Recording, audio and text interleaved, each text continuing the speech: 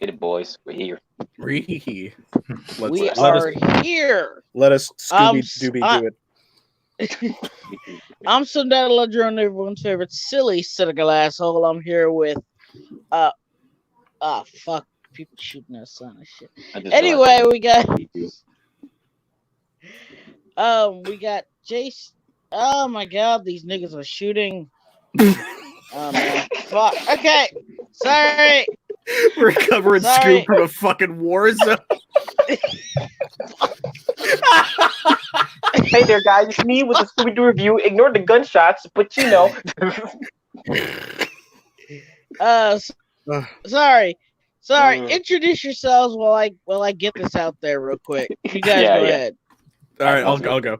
Hi, I'm This is JC Green. Just call me Jack. I didn't realize that people could see our names, so I called myself Crappy Doo.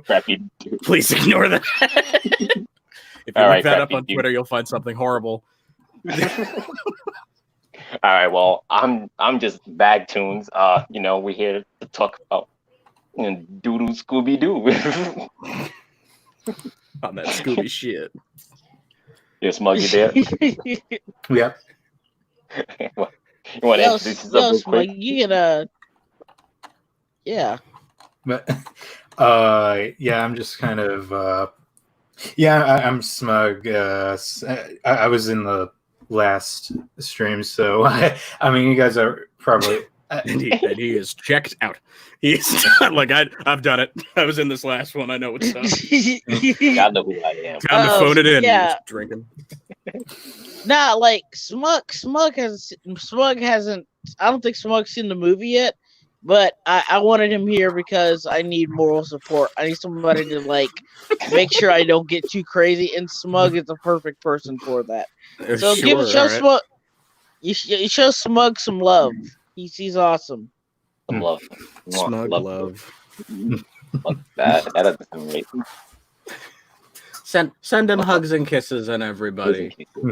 Send him some giant ass sandwiches. He had a sandwich last time. He was just chomping down on it. Was it 8 feet high and mostly bread? That always pissed me off. Whenever they made these huge ass sandwiches and it was like bread, meat, bread, unknown green slice, bread, meat, bread, slice, bread. Unknown green slice. Oh my god. I know you're running a lot, but that's too much carbs. You remember when they made a fucking po' boy and dunked shit in hot sauce and cayenne peppers and shit in the zombie movie? And I'm like, do you hate your asshole? Do you hate it? You actively hate your stomach. Listen, I'm pretty sure Zombie Island was pre 9/11, right? That's what happened. They just ate all the food there. They had nothing to worry about. Nothing to worry about. We eating swell, boys. We want to put a donut in there. Fuck it, toss that in there. Yeah, give me 1 second. I'm gonna post this shit on Twitter or something. Get people talking about it. Over under on Scooby at some point having eaten dog. Shaggy just added a slice of something into a sandwich and never told him, but deep down he's like, I know what you did, motherfucker.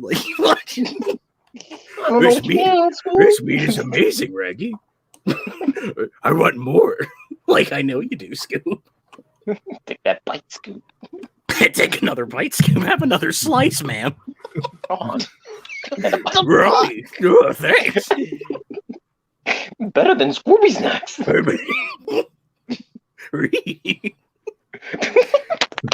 opens the freezer one day and it's Scooby Dog's head.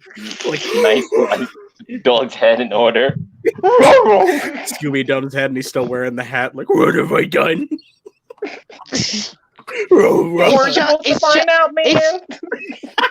It's Chinese. It's Chinese, man. It's Chinese. You're making a big deal out of nothing. It's Chinese food, man. This is gonna be 30 minutes straight of just dueling Shaggy impressions. We are never gonna talk about this movie.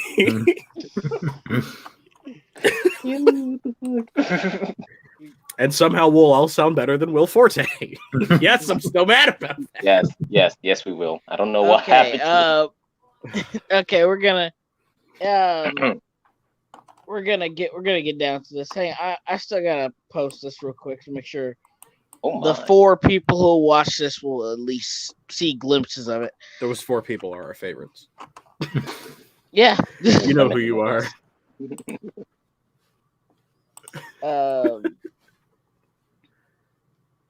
Look, we got some people in the chat. I keep getting to check the comments. Look at that. It's confirmed all Scooby snacks are made out of previous iterations of Scoob. Well, isn't that haunting? I haven't seen Mystery Inc. yet. But considering what I've heard, that's probably how it ends. It probably is how it ends. I mean, like that. I mean, that actually holds some water because in this version, he's like the snack exists before he named Scooby, so the snacks aren't named after Scooby. It's yeah. So he could it holds some fucking weight. I always thought as a kid, it could also be Scrappy in there too. We'd never see Scrappy. He come out with like a baby brand next movie. It's called Scooby Scraps, and they just play the same joke again. I really wouldn't put it past them. Kevin Hart voices Scrappy Doo. Oh my god! You'll finally make me hate Scrappy. I've been defending him for decades. Now, hey man, it's me, Scrappy Doo. Okay, well, there goes everything. You can't have my Scooby snacks, man. Can you imagine like somebody like fucking I don't know like Patrick like not Patrick Stewart as Scooby as Scrappy Doo like hello man. You're going over the Scooby snacks. Uncle and it's lovely. Are we about to engage in fisticuffs? We must move forward. Gilbert Godfrey is Scrappy Doo. See, that would at least be on brand. Yeah, like when I heard that Captain Caveman was gonna be here, I was thinking somebody like Kevin James or like Jack Black would play Captain Caveman, and I'm thinking, Tracy fucking Morgan. Like I was like, what the? Nothing against Tracy Morgan. I love Tracy Morgan, but it was so weird. It's like it really was because he wasn't like Tracy Morgan. It can like do the whole over the top manic, style stuff. Sure. He just didn't do it. He just didn't do it here. They didn't give him anything. Yeah. Every actor in this movie is literally just talking. And then if they make the Captain Caveman movie, then like, oh boy, your star is Tracy Morgan. Like that's kind of weird. You're Tracy Morgan as Tracy Morgan. Yeah, like I don't have a good Tracy Morgan. I just wanted to fit in until I found a family, And when I found that family in the Avengers with what are they called the Avengers with like fucking Jabberjaw and who else? They were creepy ass an Avengers moment, right? And fucking Great Maple. Yeah, I found my family. It was only a matter of time. It was only a matter of time before like Scooby and Shaggy are staring down Thanos, and they're all alone. I want to know who the hell. And you just hear on your left, and it's the goddamn Josie and the Pussycats, and it's just like they're playing the song as they walk through the portal. It's like the ending of Titanic. It's like it's been an honor playing with you. It just start playing Josie and the Pussycats. Long tails and ears for hats. Beautiful Sterling rendition. Right. How did they make the Avengers and not include Hong Kong Phooey? Right? That would seem like a good choice. Is he leading their defenders? Like, are they like relegated to whatever streaming service they're on? You over here. It's funny because he's only like they only saw a poster of Hong Kong Phooey, and that was it. That's the closest reference they got to him in this film. It was a poster when he was being chased down by when Shaggy was being hunted by Dick Dastardly, and they ran into that little building. And okay, it was like, did I catch that one? No, yeah, that's right. I did see that one. Yeah, it was right next to the wasn't it like a game system or something, or was it just Laugh Olympics? It was like a game system, like an arcade machine that said Hong Kong Phooey. Next to it was a poster of like Hex The Girls. Hex Girls. Yeah, the Which Hex I'm Girls. I not gonna remember lie. that. If there's one thing I will say in this movie, I would have liked to see the Hex Girls in this style. Because hey, the girls all look cute in this film, so I'll give them that much. They looked like passably cute. None of them looked like good. Here's the thing about this. I'm not talking about the two main girls. Do you mean every blonde woman in every animated movie ever? Yeah, that's what I'm talking about. Why are we freaking out about that? Like here's Christina Hendricks to voice her, and then look, she's buttoned all the way to the top. She's on screen for 2 minutes. Hey, go ahead, boys. Like Shadman, it's not doing anything. Like they knew what they were doing. They did not do that. They didn't do that by accident. They knew what they were fucking doing. They knew exactly what they were fucking doing. They did. Yes. You know, okay. So I want to give a shout out. We just do a shout out to 2 different things. Mm-hmm. But two things. I will say that I liked Dick Dastardly in this movie. He was like the best part of it. Easily. Oscar Isaac really brought. I like Oscar Isaac in it. He actually seemed like he was trying. Who the hell is Oscar the best Isaac? Voice work, the best everything in the film. He just acted and did everything better. You mean Jason Isaacs? Jason Isaac, I don't give a shit, man. I mean, that's not like Lucius Malfoy or Poe Dameron. Like, I can't. I am literally in physical pain because my body hurts from head to toe right now. So if I tune out of it or get something wrong, well, fuck me, man. I don't. Live from the hospital, it's our Scoob discussion. No, I'm not in the hospital. I just anxiety over current events has caused my body to break down physically, and it just sucks. The current events, he of course means out my window. he obviously means that they've gender swapped Jabberjaw for some reason, which is weird. They gave her the big old eyelashes. She doesn't appear physically in this movie, but her design screams like this is the girl version of Jabberjaw. Hang. Unless it's like a Tweety Bird thing where Tweety just has eyelashes and is still a dude. Why? What's the point with Jabberjaw?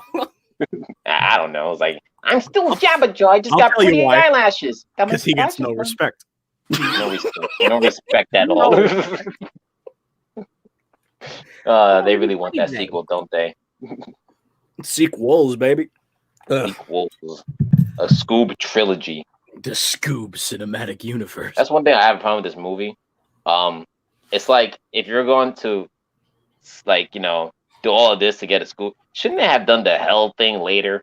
Doesn't the Hell thing just seem like way too big of an ending game? It does feel like kind of a giant open up. Yeah. This universe, they said, let's just hop to the highest stake we could. Hell, straight up hell. Cerberus is there. We're literally sending Shaggy to hell on this one. I would say. Oh, sorry. That sandwich is coming back up. That's the sequel. It's Revenge of the Sith. But here's the thing. The thing about the movie is Isaacs and Dick Dastardly were really good in it. And of course, you got Scoob who looks. Who's Jenny? Jenny. Yeah. Oh, that's a friend of mine from Twitter. I linked her into the chat.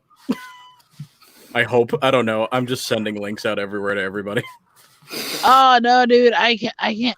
We can only have 6 people on here. I didn't want to. No, I don't want her on, or I don't not want her on. But no, I'm trying to get her into the chat. It's not working. This is a catastrophe.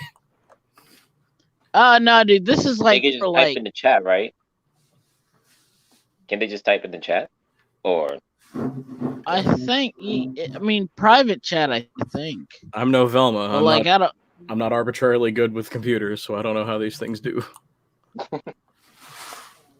That kind of reminds me about the about the Hex Girls, like just a different girl band in general, just the Teen Angels. I'm kind of like thinking, like they have Captain Caveman in this movie, and they have Dee Dee Sykes, but they don't have the rest of them. So I'm kind of like, yeah, very weird. Yeah, it's like I don't know. They don't meet, do they? Like, there's no like, scene, there's no little hint for the one guy in the audience who cares about the Teen Angels to be like, yeah. See, the thing is, they treat Dee Dee like kind of like a whole new character.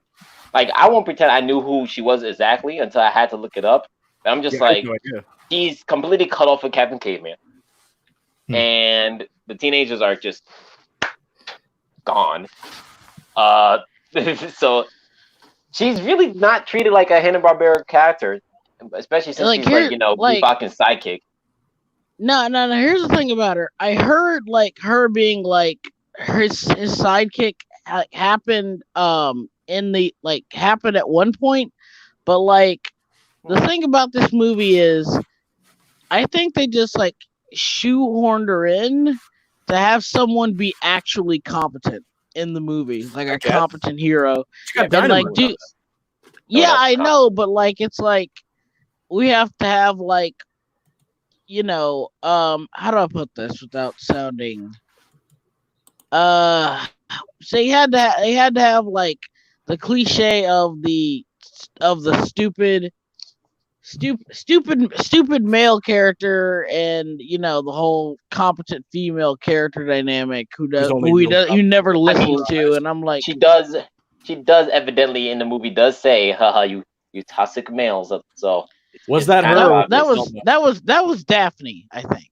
That was Velma. See, that's the problem. I couldn't tell who it was because it was off screen and there's three girls totally fighting, and I was like, they clearly added that in. Someone like just put that in. Editing the sound, and they meant to be like a punch sound effect, but it was just a that's the problem with the voice acting. See, like Dick Dastardly's the only one to put a performance, so you got these three girls with their normal voices. So I can't tell who said what. Yeah, like these are all like D-list actors. Which is really annoying because literally, like I think like Zac Efron's used to be a B-list, now he's kind of like C-list. He has such potential. I'm really mad at Zac Efron. Well, see, the thing about Zac Efron is he's under the Hollywood curse of being typecasted. He'll always just be big, dumb, muscle guy.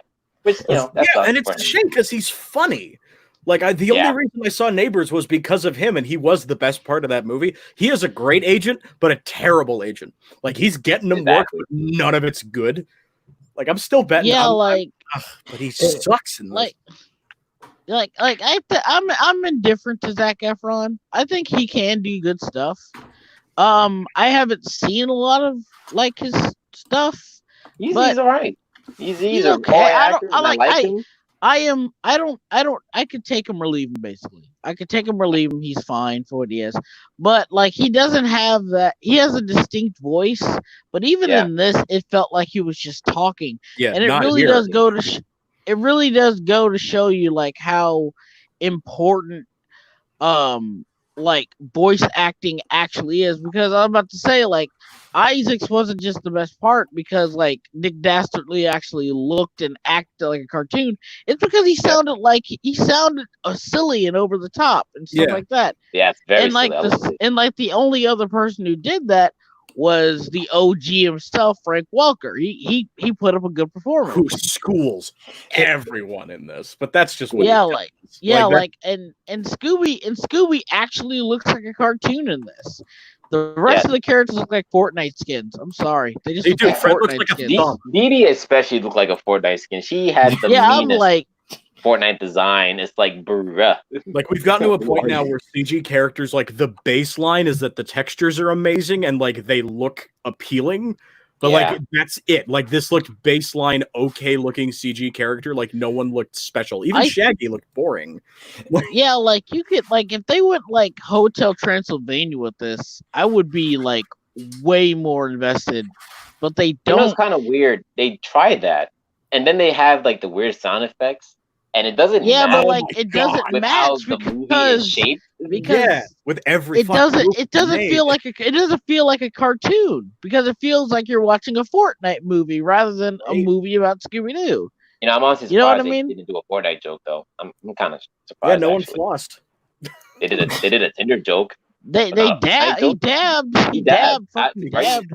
I expected Blue Falcon to just whip out the P4, set up Fortnite, just play with Scoob and Shaggy. It's just like, we're playing Fortnite. Like, if Thor could do it, relating to the kids right now. If Thor could do it after the apocalypse, then so could Shaggy and Scooby.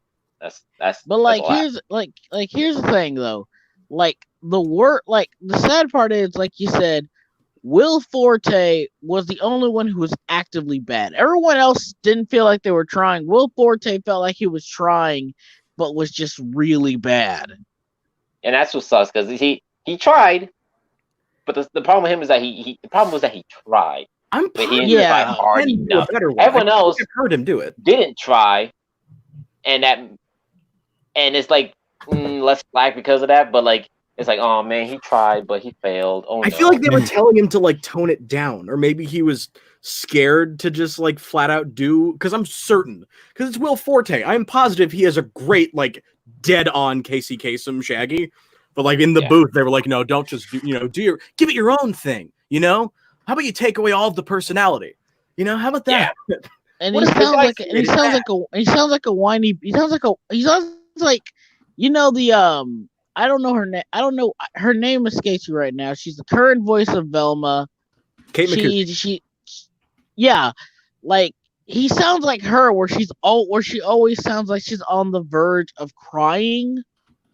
Yeah, that like California. Yeah, and no offense to that voice actor. I'm not calling her out or calling her a bad voice actress or whatever. It fits but Velma. Like I just never liked. It's just my personal preference.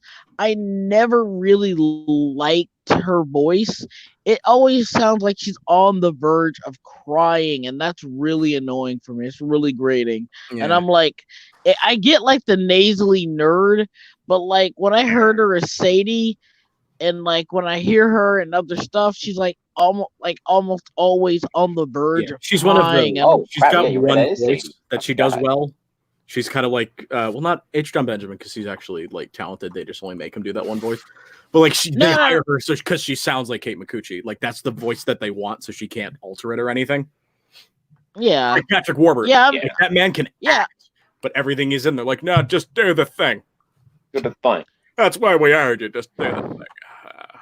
Right.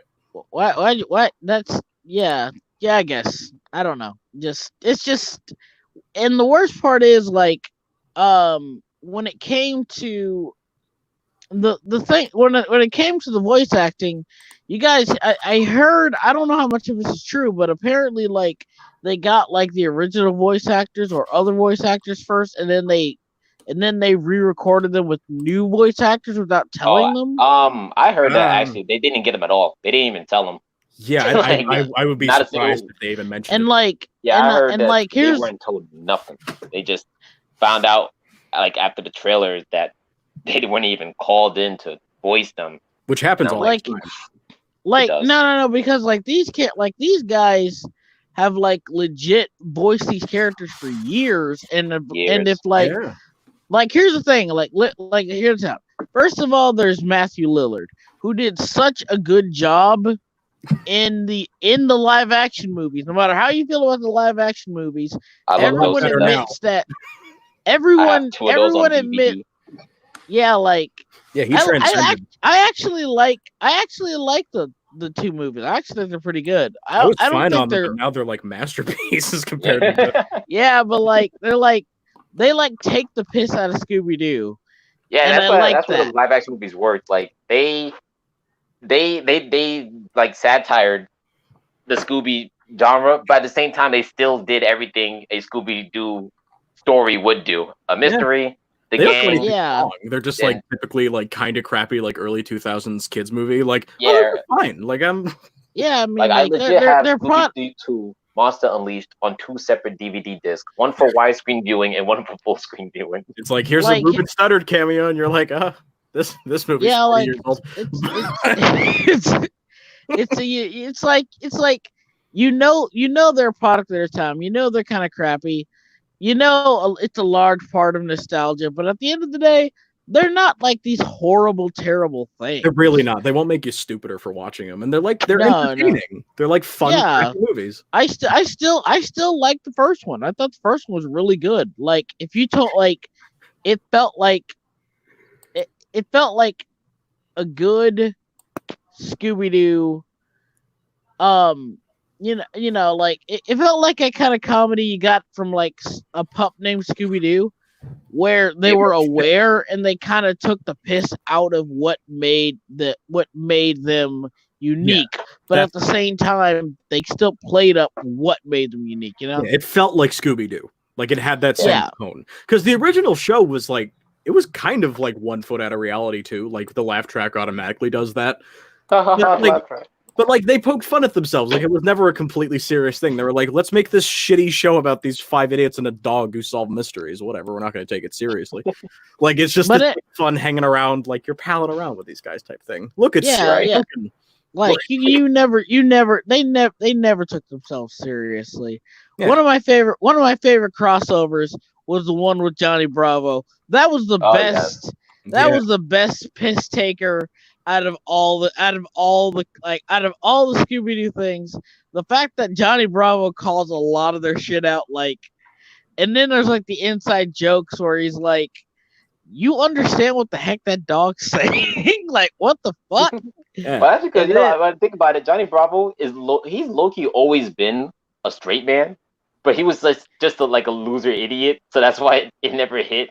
He was the perfect blend of straight man and more at the same time. He's like in his world, he was always calling out weird things, and he's just like, "Whoa, what? That doesn't make any sense, mama." He's like just the only one calling out things. He just, whenever something weird happened to him, he would call it out, but he would still roll with it. That's what made it awesome. Yeah, like, Johnny Bravo is a character who can literally be in anything, in any scenario, and he'll instantly make it funny. Yeah, this doesn't have. That's the kind of character he is. That's the thing. Like Scooby-Doo, it's always felt kind of dated, but that's like the point. Like Fred's wearing an ascot, they're in this old ass van. Like it feels very much like they're kids from the '60s, but they could just be at any time. You don't really worry about it. But this is so like modern and like they modernized the hell out of it. Even and the worst part, and the worst part is, like, I can see a modern Scooby-Doo. I can see a modern Scooby-Doo take. It's just that no one's done it well. I'm trying to the closest modern I can, I guess Mystery Inc. updated it, but even then, because I've seen a couple episodes and I really dug them, I just never got back to it. But they don't feel like they're 2010s kids. They feel like they're the characters.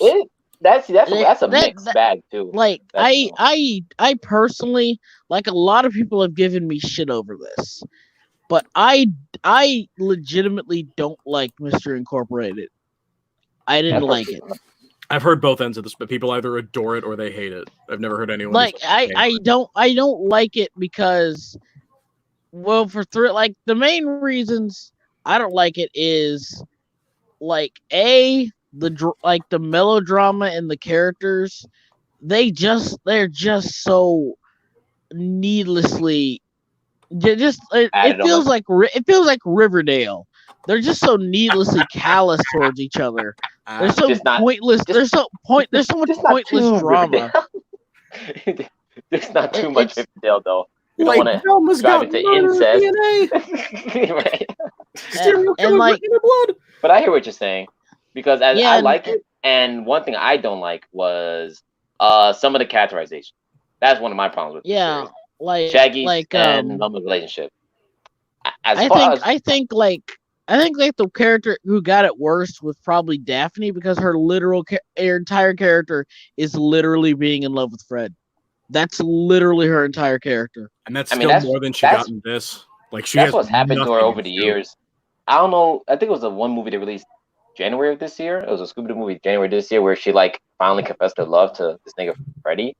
And I don't know which one it's called, but her whole character in that animated film was just, oh, I love Freddy. And even Velma's like, so she's like, I gotta talk to Velma. Velma's like, what is it? She's like, I'm in love with Freddy. Dare I say it? And Velma just rolls her eyes. She's like, oh no, how could I have not known this? In all sarcastic, like, yeah, her character's kind of just been that for the last few years. I'm in love with Freddy.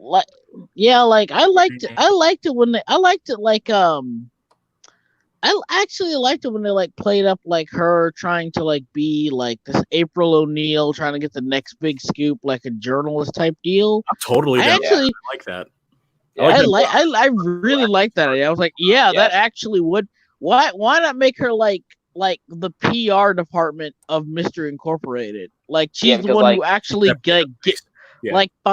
finds their mysteries and like gets people talking about them and stuff like that. I'm like, that would actually suit her very well and like give her like a more overt purpose. It's kind of crazy because like even the live action movies didn't have her just be I'm in love with Fred. Even in those movies, she was like very useful and did a bunch of stuff. They went the exact. She's no longer the danger prone whatever. Like now she's literally Buffy. Like they couldn't have. Well, yeah, she was. And distress. I mean, she technically was Buffy. That's exactly what they did. But then in this in Scoob, it's like they didn't want to make her the girl because they'd be accused of something stupid. But like they didn't want to make her They didn't want to make her Buffy because like they didn't want to be compared to the live action or something. Like she's nothing in this movie.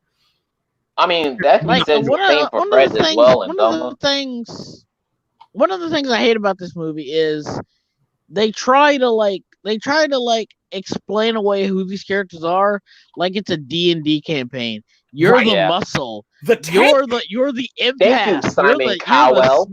You're the smart guy. Why in the hell did they call him the tank? That felt like such an odd, out of place term. It's so weird, right? Because in the beginning of the movie, which is the only parts I actually liked when they were kids, the whole movie should have just been a pup named Scooby Doo at this fucking point. But when they were kids, I liked all of that. I was so excited. I liked this part when they were kids because Fred felt more than just a muscle.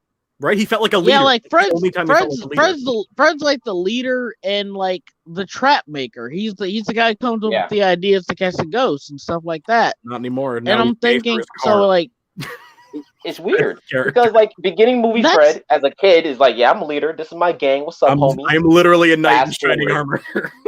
Fast forward, I'm just a guy who likes my car. I love my car. My car. I just wanna. I know how a tailpipe feels around certain parts of me. That's all I'm going to say. That's all I'm going to say, literally. I have no other lines in the rest of the movie. Yeah. I'm going to be in the background and look like a shitty Buzz Lightyear. He really does. Shit. He totally does. Oh my god. But like, here's the thing. It meant like the first I will say that. Okay, let me just get my positives for this movie out of the way first, because there's not a whole lot of them. Like I said, Isaacs as Dick Dastardly was the best part of the movie for me. He was he played a great villain, played up the whole I liked how he looked. I liked how he looked. I liked how he acted. Character. Like, oh my god. He had the best scenes too. Dick had the best scenes. Yeah, he really did. I did when he found Muttley.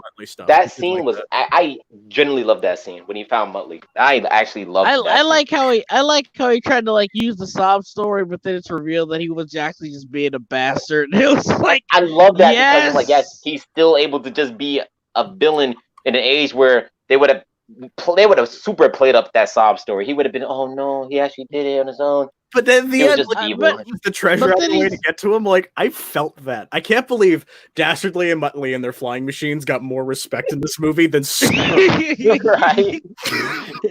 And then like I said, I like Scooby in this mostly because they actually got Frank Welker back. It wasn't Frank. What'd you say? If it wasn't Frank, I probably wouldn't have liked it as much. Like it really, I'm amazed at how much my enjoyment of this hinged on Frank Welker being in it. Yeah, like the dude. Give Frank Welker some credit. He's played Scooby-Doo consistently in almost in every form of media. Scooby-Doo. He's played the character for over 60 fucking years and still sounds amazing. Yeah.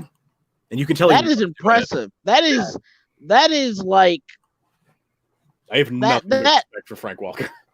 Yeah, like that is amazing. And like so like I said about the voice acting, yeah, it was kind of messed up because like I said, what was his name? Matthew Lillard was clearly upset that he didn't get to play Shaggy because he did such a good job in the live action movie that they actually made him the permanent voice of Shaggy. They said, "Hey, let's try it out. Let's see how you do." Something. I know Gray Delisle or Griffin said something on Twitter. Because Gray Griffin, she said she basically said, "I'm glad you're doing this movie, but she was clearly hurt." And I can understand that because I'm sorry, you guys can't hear that, can y'all? Not much. All right, just people. You know, I like Daphne because like she brings a character to it. She doesn't just sound like a cardboard person. You know, even in like the lesser interpretations of her, whenever Gray is voicing her, like, oh, you're emoting at least. I like you. Yeah, like the thing about it is like she always sounds like she's in one of those old horror movies. I think it's kind of like the aesthetic of what she's going for, like those old B movies, like Jeepers. Oh my god, the alien escaped, and you can still take her seriously though in some cases. And it works well. And then you have Amanda Seyfried, who is like white woman brand woman voice. Like I didn't know who it was. I had to like look it up halfway through. Like, who the hell? Like, did they get my neighbor to voice fucking Daphne? But like the worst part about it is like if you know about Gray Griffin, like when the original voice actress for Daphne died, Gray Griffin like really holds the character in high regard because the voice actress was actually a big inspiration. The original voice actress for Daphne, it's personal. Actually paid a big inspiration for her to become a voice actress. So like she was like really attached to the character. Yeah. And I heard the person. I don't know who played her. Her name escapes me, but the one who played her in the Velma and the Western Scooby-Doo and the Mystery Inc. Incarnation wanted to come back and play Velma too. Apparently, she wanted to come back and have another crack at the character. There's a reason why like they like these roles. Like you voice a character for like 20 plus years. Yeah. Right, because she's been doing. She wasn't. Zombie, like it's another. She wasn't there as long. She was in there for maybe like, I think maybe like she did like the Scooby-Doo movies of the 90s, What's New Scooby-Doo, and Scooby-Doo Mystery Incorporated. Yeah. And then she left, and then we have the like I said, the other voice actress I said played Velma. I forget her name again. I think Gray Griffin was in like mid 2000s. Like she's been the voice for a long. Like I remember like Gray Griffin's been Daphne for like at least What's New Scooby-Doo. I think. Long. And like you don't take a role for that long unless you really like it. Like you paid it. It's nice to have steady work. This but movie has a problem with like I see with other films where they're just thinking to themselves, "Oh, I could just we could cast big name celebrities that people know to get them into the seats." Like I'm just like, but Scooby-Doo as a franchise alone has more clout than any of these celebrities will ever have in their life. That's completely true. We don't need Zac Efron to promote this film. We don't need Simon Cowell involved in this film. What child in 2020 knows Simon Cowell? All right, okay. American Idol is of the back in the day. I got it. All right. This is a controversial moment. Wee sound the alarm. I am totally okay with Simon Cowell being in this movie. Here's the thing. I like it too, actually. Yeah, I just hate that they took it seriously. Yeah, that's the problem I have with it. Simon Cowell in the movie, it's all right because it made for a funny ending joke where Dick Dastardly was like, "Aha, it's me, Simon Cowell." That was one of but my problem with the film was that he wasn't just a cameo, a funny little cameo like in Shrek 2. He moved the plot along. He was the reason the gang split up, and I was like, "But why?" Right? But I was like, because Scooby-Doo has been surviving off of dated celebrity cameos since like longer than we've been alive. Like I was playing. Yeah. This made me want. Remember that PS2 game, Night of 100 Frights? Like it was just like the child Scooby-Doo game. Like Don Knotts in that game, and this was like 2002. Like what child is gonna go like Don Knotts? Mom, I want the Scooby-Doo game with Don Knotts in it. That is very true. And for the record, Don Knotts' model in Night of 100 Frights looks way more appealing and like the actual Don Knotts than Simon Cowell. What I find strange is like this. The worst part is like Simon Cowell, he acts like I said, these people aren't acting, they're just talking. And I'm like, if you got Simon Cowell and he was in there for a joke and he was playing a super exaggerated version of himself like he does in everything else, like he did in The Simpsons, like he did in Shrek 2, like he did in Fairly Godparents, where like he did in everything else, then I would be more okay with it. But you play him up like this is serious. Remember when he said, like, my point here is to get criticism and understanding of your franchise. I'm like, this is boring. Call them idiots. Call them stupid. Do that. Do that. Like, be mean. Get all of your what meta the hell out right now. Like, just have him pour out all the stupid shit that Scooby-Doo. Don't just have one weird one-off line later about how Shaggy says like a lot, which he doesn't, by the way, in this movie. Yeah, like, he really doesn't. Which I find funny because I was like, glass fucking houses. I mean, you guys are making fun of like how they don't understand how teenagers talk and think, and you're using terms like toxic masculinity and other bullshit and dabbing and shit. Yeah, only and you're gonna call out those words. And you're gonna call out a character tick that's been around since the 60s. Fuck off! You don't get to make those jokes. Fuck you. That's why Simon Cowell for me just didn't work. And like, also it's kind of weird that they go to him for funding. Like, it kind of makes sense. Like, One Direction was his fault. Like, he's like, apart from American Idol, he is kind of known for like, this is the guy who does teen groups. I should have rephrased that. Because like, I don't know. I saw it somewhere. Someone made a point. It's like, why not get someone from like Shark Tank? You know, someone who probably would invest. Yeah, that would be. That would actually be pretty funny. Like that bald dude from Shark Tank. Who's the bald dude from Shark Tank? Oh, the bald one. I don't know. I mean, he's been in a bunch of stuff. Trumbo. I know. Trumbo. Classic Shark Tank. Trumbo. Wilson Fisk. You know, and it's called Shark Tank. That would have been a funny way to segue Jabberjaw if they wanted to as well. You know. And then he was like, I have to. Like he'd be like, I have to go. Somebody wants to talk to me about someone like you and like. The funny part is like you could have had like a really clever thing, and it was like here's the thing. What if he was like trying to invest in something, right? But at the end of the movie, he was like, I'm not going to invest in like your like mystery solving company because I think it's stupid. But how about this? I invest in these really nice dog treats because dogs seem to love them. What do you call them? And they'd be like, oh, we call them Scooby Snacks. These will sell for. Like, I thought the movie was going in that direction a little bit. Yeah, I was like, that would have been a really like cool idea. Think about it. Like they're trying to get like they realize that they need to make more money so they can like get more stuff and stuff like that, upgrade. And they'd be like, how are we gonna make money? How are we gonna like make people take it seriously? And it's like we'll invest money into like making and like the Scooby Snacks like for dog food. And I'm like, that would have actually been a clever idea. Oh wait, but the movie has a problem where they already introduced. Yeah, that's what I'm saying. Yeah. It doesn't make any. Not only is that stupid, but it doesn't make any sense. Scooby Snacks in almost every form of the ancient Scooby-Doo lore has been literally named after the fucking dogs. So why the hell? Yeah. Why the hell? And they'd be like, yeah, this is these are Scooby snacks that both humans and dogs can enjoy. You can sell that shit, man. I would know people who would sell that shit. Or like if they're trying to build this stupid universe, which they shouldn't do, like just make it another rich person in the Hanna-Barbera catalog, right? Or like make Richie it Richie Rich. He's the Hanna-Barbera cartoon. Was it? I think he was.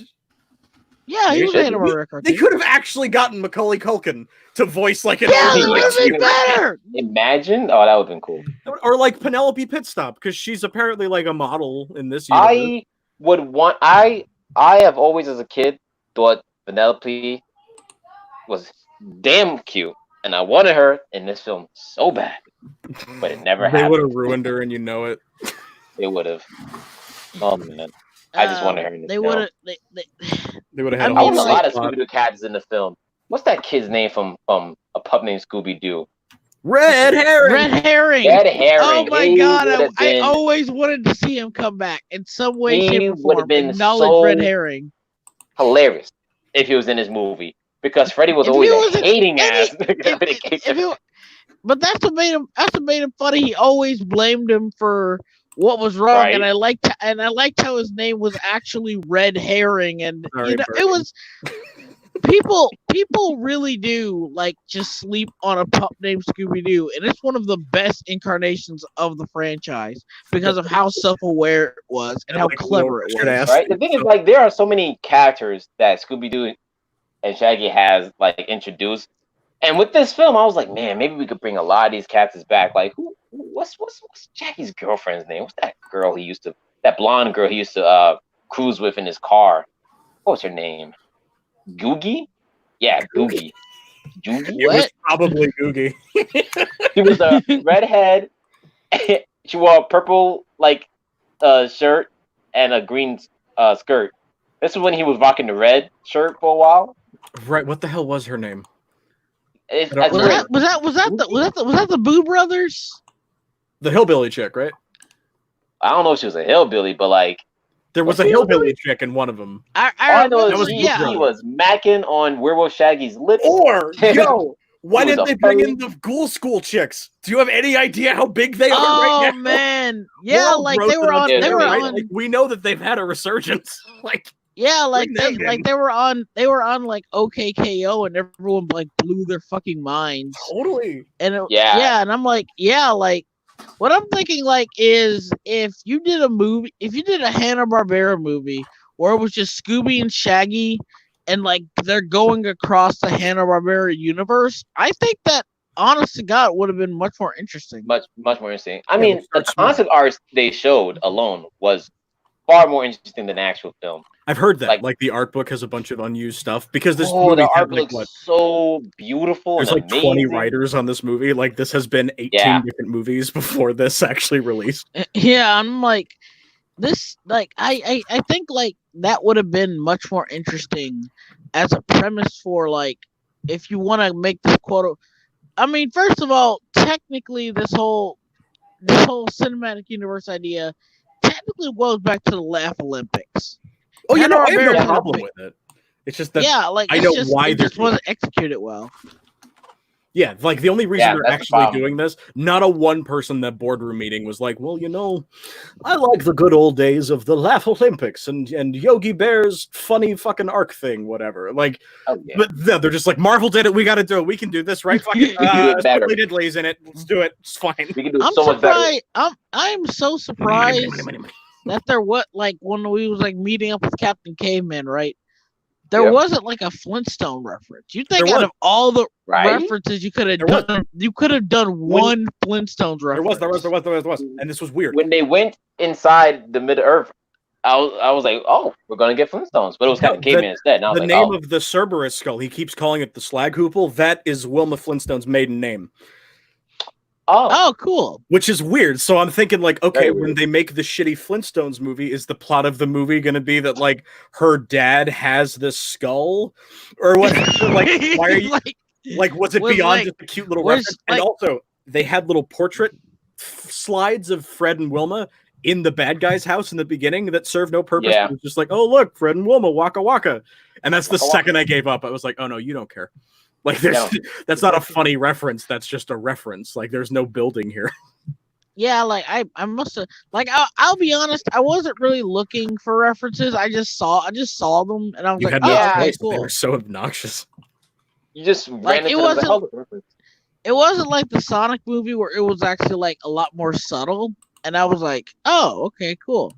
Because when I saw the Sonic movie, I was like, It's not as fan servicey as I thought it was gonna be. Yeah. Like for I remember like one of the funniest parts of it was like when the guy, like the crazy guy said he saw the Blue Devil and he said I got a picture of him and it was a fucking Sonic meme. I busted out laughing so hard. I love that scene. This is kind of a neat comparison, actually. The two of them. Yeah. Like, because Sonic the Hedgehog, which was like fine. I'm not crazy about it. I didn't hate it, but whatever. Like, I know the people that got working on it, like the franchise, like Tyson Hess. I'm saying it wrong. I don't care. Yes. Yeah, he's like he knows his shit. He's been big on Sonic for years, and like he's a part of that. And you can tell, like, okay, the people who made this movie know what Sonic is about. But I think like the studio wanted them to play it safe because it's the most cut and paste script ever. They just copy. Yeah, it's a very safe movie. Like, it doesn't challenge anything. It's just nice to sit down and watch it. Yeah, but like, and that's fine. But like in the sequel, I have every confidence that they're gonna do like they're actually gonna bring the Sonic world into it. Like it's gonna feel like a Sonic. Yeah, movie. like definitely. This is because like one of the the thing about the Sonic movie is like I think it does enough differently from like the Chipmunk-esque type thing. Yeah, that it's actually like when it's like compared to like Woody Woodpecker or Yogi Bear or Chipmunks or all those other movies. Ooh. When you compare them to those movies, I think like it's the best one to do it. Yeah, and even then, it's fine. Yeah, I'm not saying it's amazing. I'm not calling it like the story isn't amazing. Yeah, no, because someone brings up a funny point, and it's like, did you want to see a movie of Sonic where he's just in a car for the majority of the film? Yeah, and I was like, yeah, they're not wrong, but I still like the movie. You're not wrong though. But like the thing is like the movie is. I think I like the movie because it had something that those other movies didn't have, and one thing that it really did have was like focus. It wasn't. It didn't have like 6 or 7 subplots of the guy figuring out stuff, and it didn't have like 12 different subplots about whether Sonic should. It was very simple and it focused on what it wanted to do. They typed in roadtripmovie.exe on the computer and then Control F all character names with Sonic and other guys. Point A. But even and then Scoob is everything. Like Scoob is way on the other side of it. We gotta go to hell. Stop with the goals. Do everything. The Great Dog reincarnated. Like just too much Blue shit. Falcon's daddy issues, Scoob and Shaggy's friendship, the mystery game, wondering if they should have been nice to Shaggy. Yeah, remember this, boom, boom, boom, Scooby-Doo, Hanna-Barbera. Like, whoa, guys. They do too much of the screen. Too much. Yeah. And now anything less than this will be like a giant step down. Because they just blew their wad too early. No, because like that's what I'm talking about. Like with Sonic, they're like, we're just giving you a basic Sonic movie. We're just introducing you to Sonic if you haven't seen it already. And if you're already a Sonic fan, well, this is for you. It's just, it's Sonic and Dr. Eggman, and you get that. Here's not Sonic 06. Yeah. Here's something better. Here's something way blue more easy. Arms. Like it's better. Like anything's better than Sonic 06. There was a time in my life where I thought Sonic 06 was one of the greatest games in the world, and I wasted so much of my life playing it. And now I hate myself. I hate myself. He awoken. And I thought, and the worst part is, I thought the same thing about Shadow the Hedgehog 2. I was a young and stupid child. Yeah, I mean, to be fair though, Shadow the Hedgehog, I'll just say it's still lit. I don't care. It's a good game if you want to just blow shit up. If you want to blow shit up, it's a good game. Edgy like today. Like Shadow, machine guns and shit. Sonic, I got the grip. I am all I am. Like I was like, that song is still fucking fire though. I swear to God, it is. I could never forget the first trailers to this day. I can never forget seeing a gun being reloaded with goofy ass fingers. I'm squinting at the TV like, who is this? What's going on? Is this Bugs Bunny? And then like Shadow just bulks up the rock and he's just laying waste to whatever the hell he's shooting at. It's like, speaking of music, if you want to talk about a franchise that has good music, Scooby-Doo is like there, like even if not even good, like iconic, right? Yeah. But then the soundtrack to this movie is boring as hell. Yeah, that's it. I wanted to ask, what do you guys think about that rendition they did of the original? Like in the beginning part of the movie, we did the opening. Think of it. It sounds like every other bullshit, like modern, like and now a punky girl is gonna sing the theme song. There's more guitars in it. No, like, not punky, not punky, poppy and quirky, poppy and quirky, pumpy, yeah, poppy quirky. Yeah, but here's more cooler. I honest to God don't hate it, like as an update, but like I'm like, you could have done. I can't remember what it sounds like now. And I watched it's like Scooby Dooby Dooby, where are you? And I'm like, okay, this is the Scooby Doo theme song. La la. La. Don't pretend you don't know this. but I did like the recreation, like when they showed the monsters. Recreation was nice. And like I did like the little transition because it gave me hope. But I'm like, oh, okay, they're just gonna they showed them transition from like little kids to to their adults. So I was like, okay, we might. Really sold me. I was like, yo, this is gonna be lit. That just made me hope. Like, oh boy, they're gonna recreate Scooby. Oh. You see, this is an event I've been through before with the Ratchet and Clank movie. I mean, me and my friends, when that movie first dropped, me and my friends were like, yo, this movie gonna be so lit. And we read the reviews and we're like, whoa, why is everyone shitting this movie? We were so confident. We walked in the theater. Our swagger was complete. We walked in there. We sat in the theater. My one friend fell asleep, and me and my other buddy, we were tight. I was like, this movie was ass. That's how I felt with the Scoob movie. The first 10 minutes sold me. Yeah, like. And then Simon Cowell broke up the gang, and I said, uh-oh, something's wrong. What's happening? And everything just went downhill. Oh, boy. Guys, can you still hear me? Yeah. Yeah, I get you. Hang on a second. I'm trying to make sure. Whoever sung that song is here. He's just gonna kick his ass. Be like, Avril Lavigne, really? I didn't know it was you. Zoinks! I'm just thinking. I'm just afraid that I might cut out because of something stupid. If I do, sorry guys. But just trying to make sure. All right. Yeah, so that might be something to worry about later down the line, but for right now, let's keep talking about it until my luck runs out. What? I'm trying to think, like, of all of the movies. Yeah, because you mentioned the Yogi Bear movie. Yeah. The Smurfs weren't Hanna-Barbera, were they? Or not at first? No. I get them all jumbled up now. Oh. No, they're separate.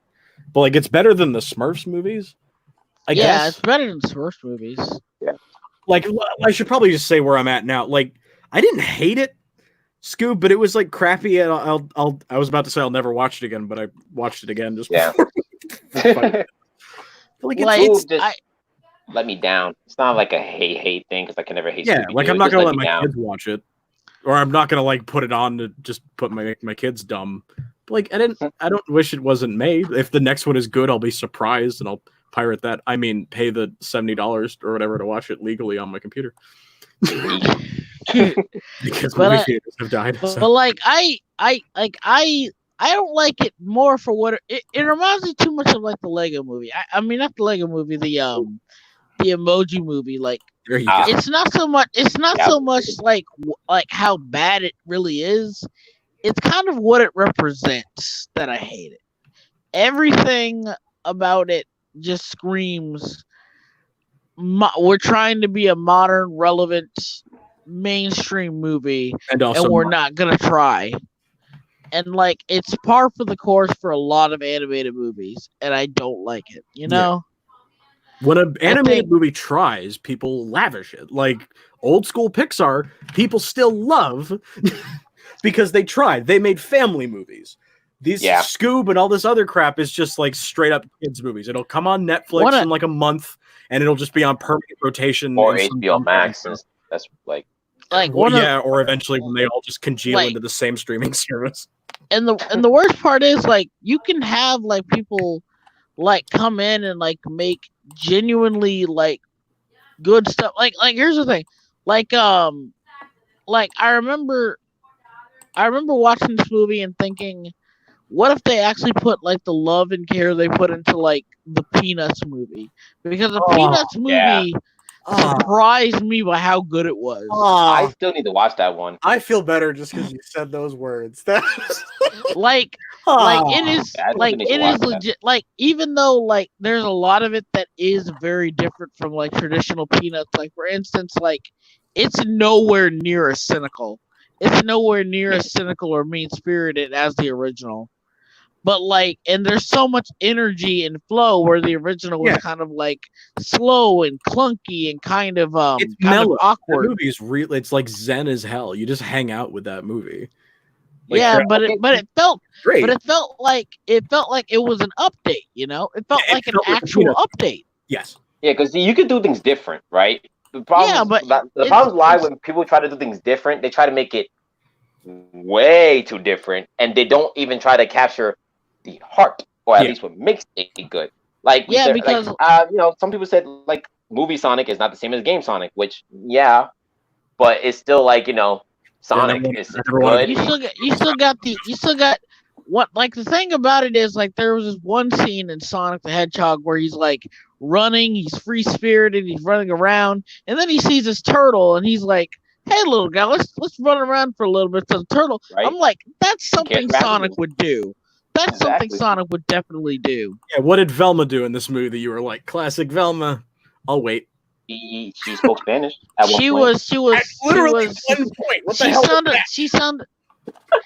I think it's because like the voice actress is Hispanic, which I don't have a problem with.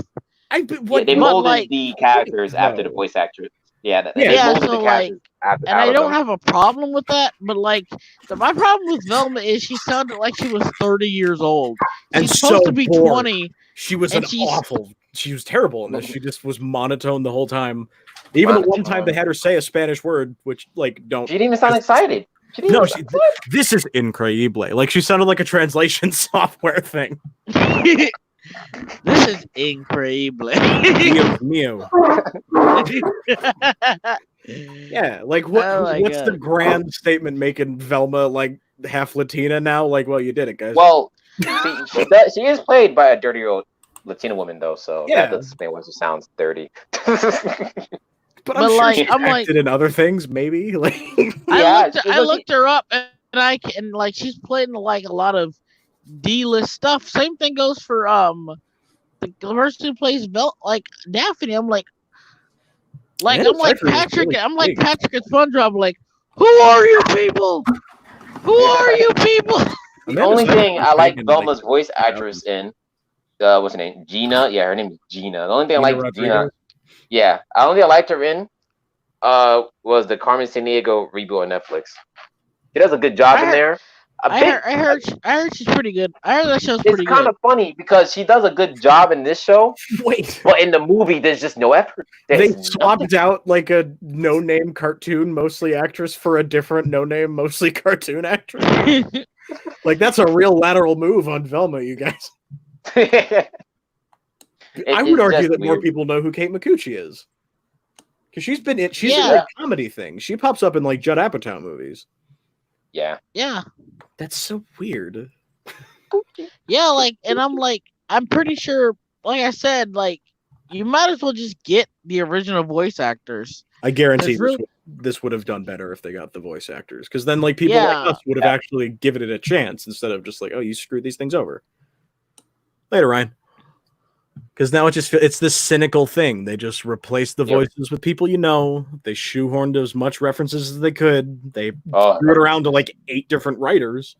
Like, it's not a movie, it's a product. You're not giving me a Scooby-Doo movie. They also didn't try enough with the jokes in this film. Like, when I say try, I mean, like, you know, like, aim them towards kids. Because there's, like, 4 different jokes I remember top of my head that just had me going, what? And it was, like, what's the one joke? When the pterodactyl shits when Daphne took Freddy, and he's like, I'm taking little Hemsworth over here. And he's like, wait, which Hemsworth? And I was like, okay. Oh, yeah. What child is going to get that or whatever. I'm like, yeah, Chris Hemsworth is a thing. You could have just said we're taking like Hemsworth here, and it'd be like, oh, really? Oh, really? You think I get off of that? Would have been kind of funny. They're like, at least let the kids know what's Hemsworth you're talking about. Most kids just know him as Thor. All right, like call him baby Thor. He looks the same. Yeah, just come here, Thor. Little kids go. I seen Avengers. I know Marvel. This is the exactly worst part. The worst part, in my opinion, was like Dynamite. In my opinion, because he's like just so like, and the worst part is he's played by Kim Jong. Yeah. Oh, you didn't like Dynamite. I did not like him. I liked him only because I shared his hatred for Brian. I connected with him on that type of level. Jesus Christ, we haven't even talked about Brian yet. I don't. Yeah, but I'm like, why would you get Kim Jong, a guy who's legitimately funny, who's known for like being this over the he's really funny and does like a lot of over the top stuff and a good comedian too. He plays the straight man in this film. He plays the straight man, and he sounds so like pessimistic and passive aggressive. That's his entire personality. Not his usual role. Yeah, I'm like, where's Deep Wang? I want Deep Wang. You know, it's funny. Wang. Because someone else said it too. It's like they said in this film, Dynamite and Blue Falcon are the ones that completely switched personalities. Where Blue Falcon is like the he's fun, like he's a goofy one, rat bro. And Dynamite is now just like. Do you think? First off, Mark Wahlberg had no business voicing a superhero because he has like such a delicate little voice.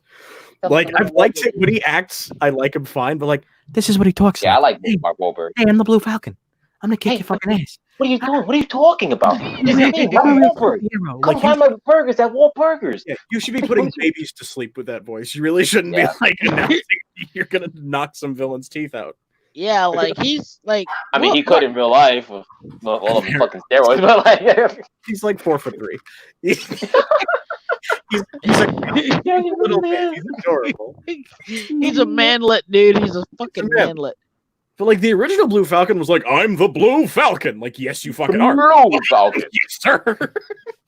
You could have got like, it's just so weird. You see, and that's another thing too. They baited Blue Falcon fans so hard with this film. Oh my god. The trailers, they're like, yeah, we're going to see Blue Falcon, just to have Dynamite say, oh, the real Blue Falcon's on vacation. And I was like, you dead ass? I was just like, are you fucking Dynamite? Dynamite, please. That's the reason I like Dynamite in this film, because I was relating to him on a personal level as every time he grown, I grown watching this film. Brian was like terrible. Like, because like here's the thing. When people like say like you only like people always say like you don't complain about like male characters. One of the biggest like male character cliches is the adult man child who and that is the biggest cliche plaguing the 21st century. The adult, with a few exceptions, the adult man child has completely plagued the 21st century when it comes to like portrayal. Yeah, he was the worst part of the movie for me.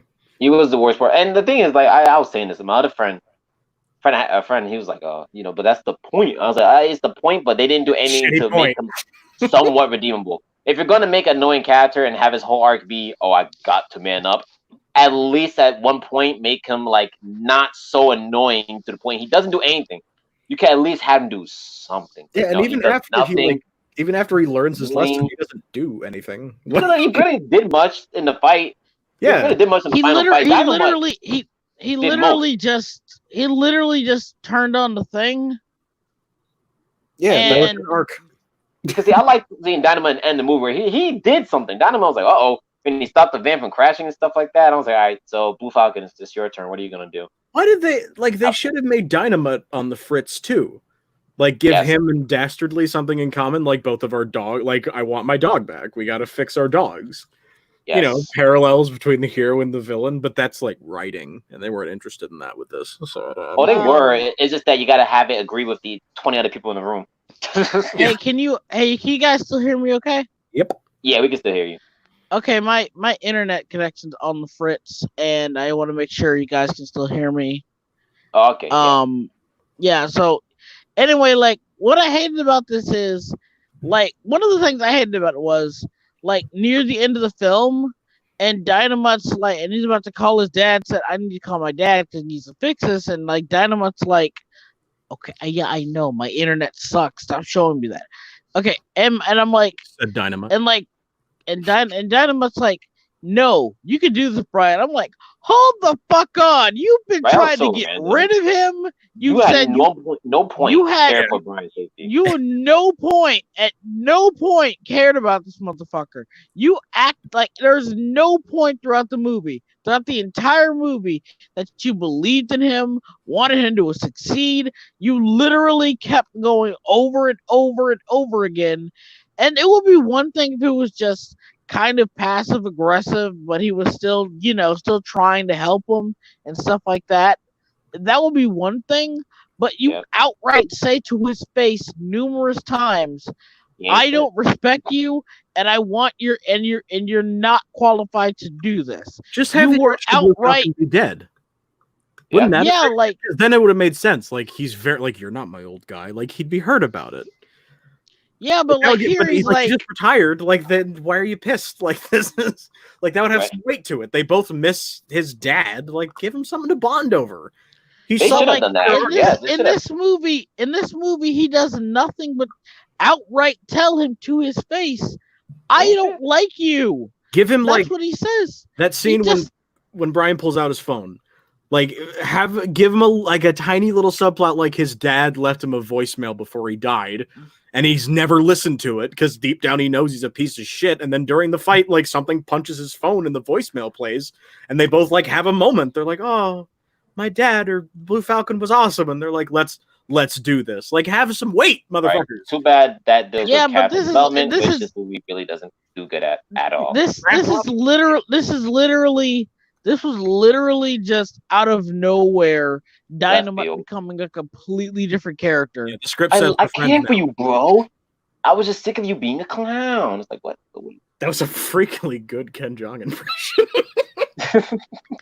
and like, it's really weird. It's really weird. I was like, hold up, no, go back.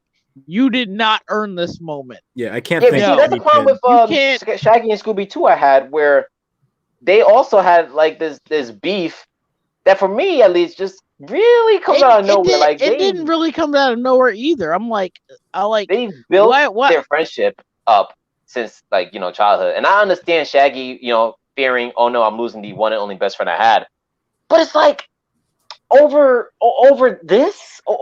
joining Blue Falcon. The only thing that happened of significance was that he has a costume now. Yeah. He has a costume now. Yeah, that is why you took off your collar, Scoob. Just put the collar on over the costume, I can't. You dick. Put the collar in your pocket.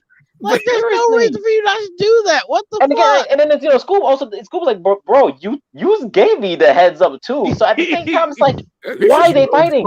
So like, he takes it off because Shaggy gives the head. Go ahead. And then it's Shaggy who's being the most pettiest. He's like, it fill your ego. Like, why are you saying all this to Scoob? You told me to. Stop forcing conflict, Shaggy. Hang on. Somebody said something. Intense thinker question: would you guys be interested or curious in seeing the original versions of what this film would have been like? Different scripts from pitches. 100%. Yeah, because 100%. like this was like apparently what this movie was gonna be like Scoob was gonna be like an acronym for like, and they were gonna be like spies and like secret agents and going on adventures with all these different Hanna-Barbera characters. That was the original intent for the movie, and I'm like, it's different, but it would have been entertaining and interesting. It would have been something instead of just everything. This movie is everything and nothing. Like it's long too, isn't it? Like isn't it like just under 2 hours? Like I feel like I was there. It felt like here's the thing. I think it was like maybe like standard hour and a half. Oh my god, it was an hour and a half. Why that feel like but like it felt like 2. But like, but for me, it actually felt like fast. It's because nothing happens in it. There's like 6 movie. Well, actually, no, that's mostly because it does move really fast. Like it goes from Simon Cowell, they go to bowling alley, abducted, almost killed. They move really fast to the plot. There's not a single moment you get to sit down and take things in. Like they are just the only relatively like slow parts, like where you get to like breathe, is literally the first 10 minutes. And that's just because you're watching a good old Scooby-Doo episode. The good old Scooby-Doo, and that flows really smoothly. They go on a Halloween. They meet the gang. I think the meeting of the gang and like that stuff. I think that moved a little too fast. You could have like maybe, especially considering like they even like give the kids props in the post-credit scene, so you might as well make it longer. Right. So because they met them and then saw a mystery same day. Like, whoa, okay, well, we're just there now. See, I thought it was long because I'm scrubbing through the timeline now, and that entire like final fight scene in the Alexandria or whatever, like that was a half hour. Like that wasn't a quick like in-out final boss. Like that shit dragged. They were there for forever.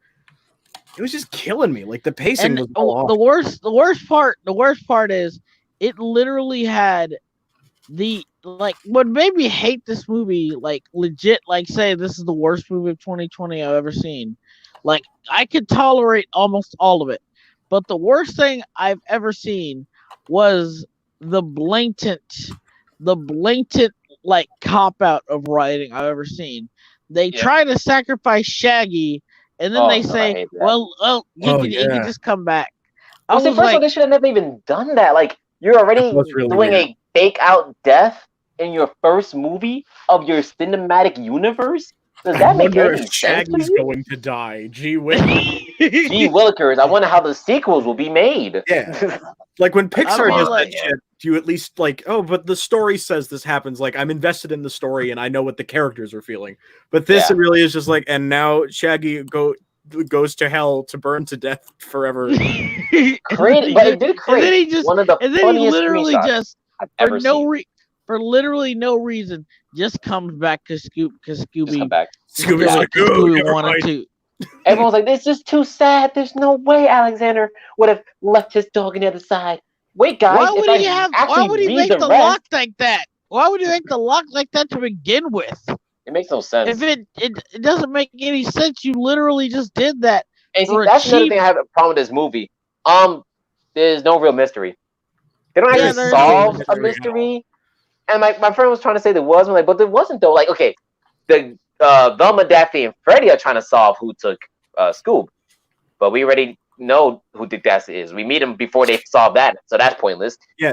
Then they try to find out why Dick Dastardly's doing this, but then we find out by having Dick tell us himself that he's doing this for Muttley. Well, there goes that quote unquote mystery, and then they try to solve out why Alexander the Great and the mystery of the gate. But that's solved by just, reading the rest of the paper you guys took.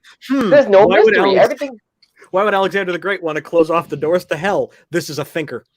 We need all of our mysteries all around. Everything they try to solve is either shown to us prior or told to them in their face. The job of this movie is to figure out the plot that we already know. Right? Like it's like not how you do it. It's like have either of you guys seen Knives Out? Yeah. Nope, not yet. Like remember how like at the end of the movie, and Blanc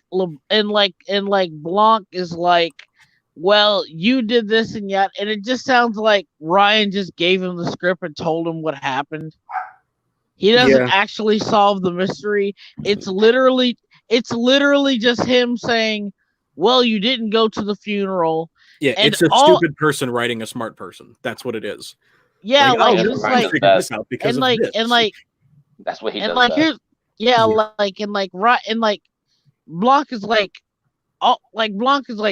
and that's why you didn't show up at the funeral, because you were doing yada yada yada. I'm like, how do you have proof of this? And like they never explain it beyond. I don't know. I just I would have guessed. welcomed a scene like that at least. And he's like Blanc is like, and like all Ransom had to do was say this: Yeah, I wasn't at the funeral, and movie over. Because he has literally no other evidence.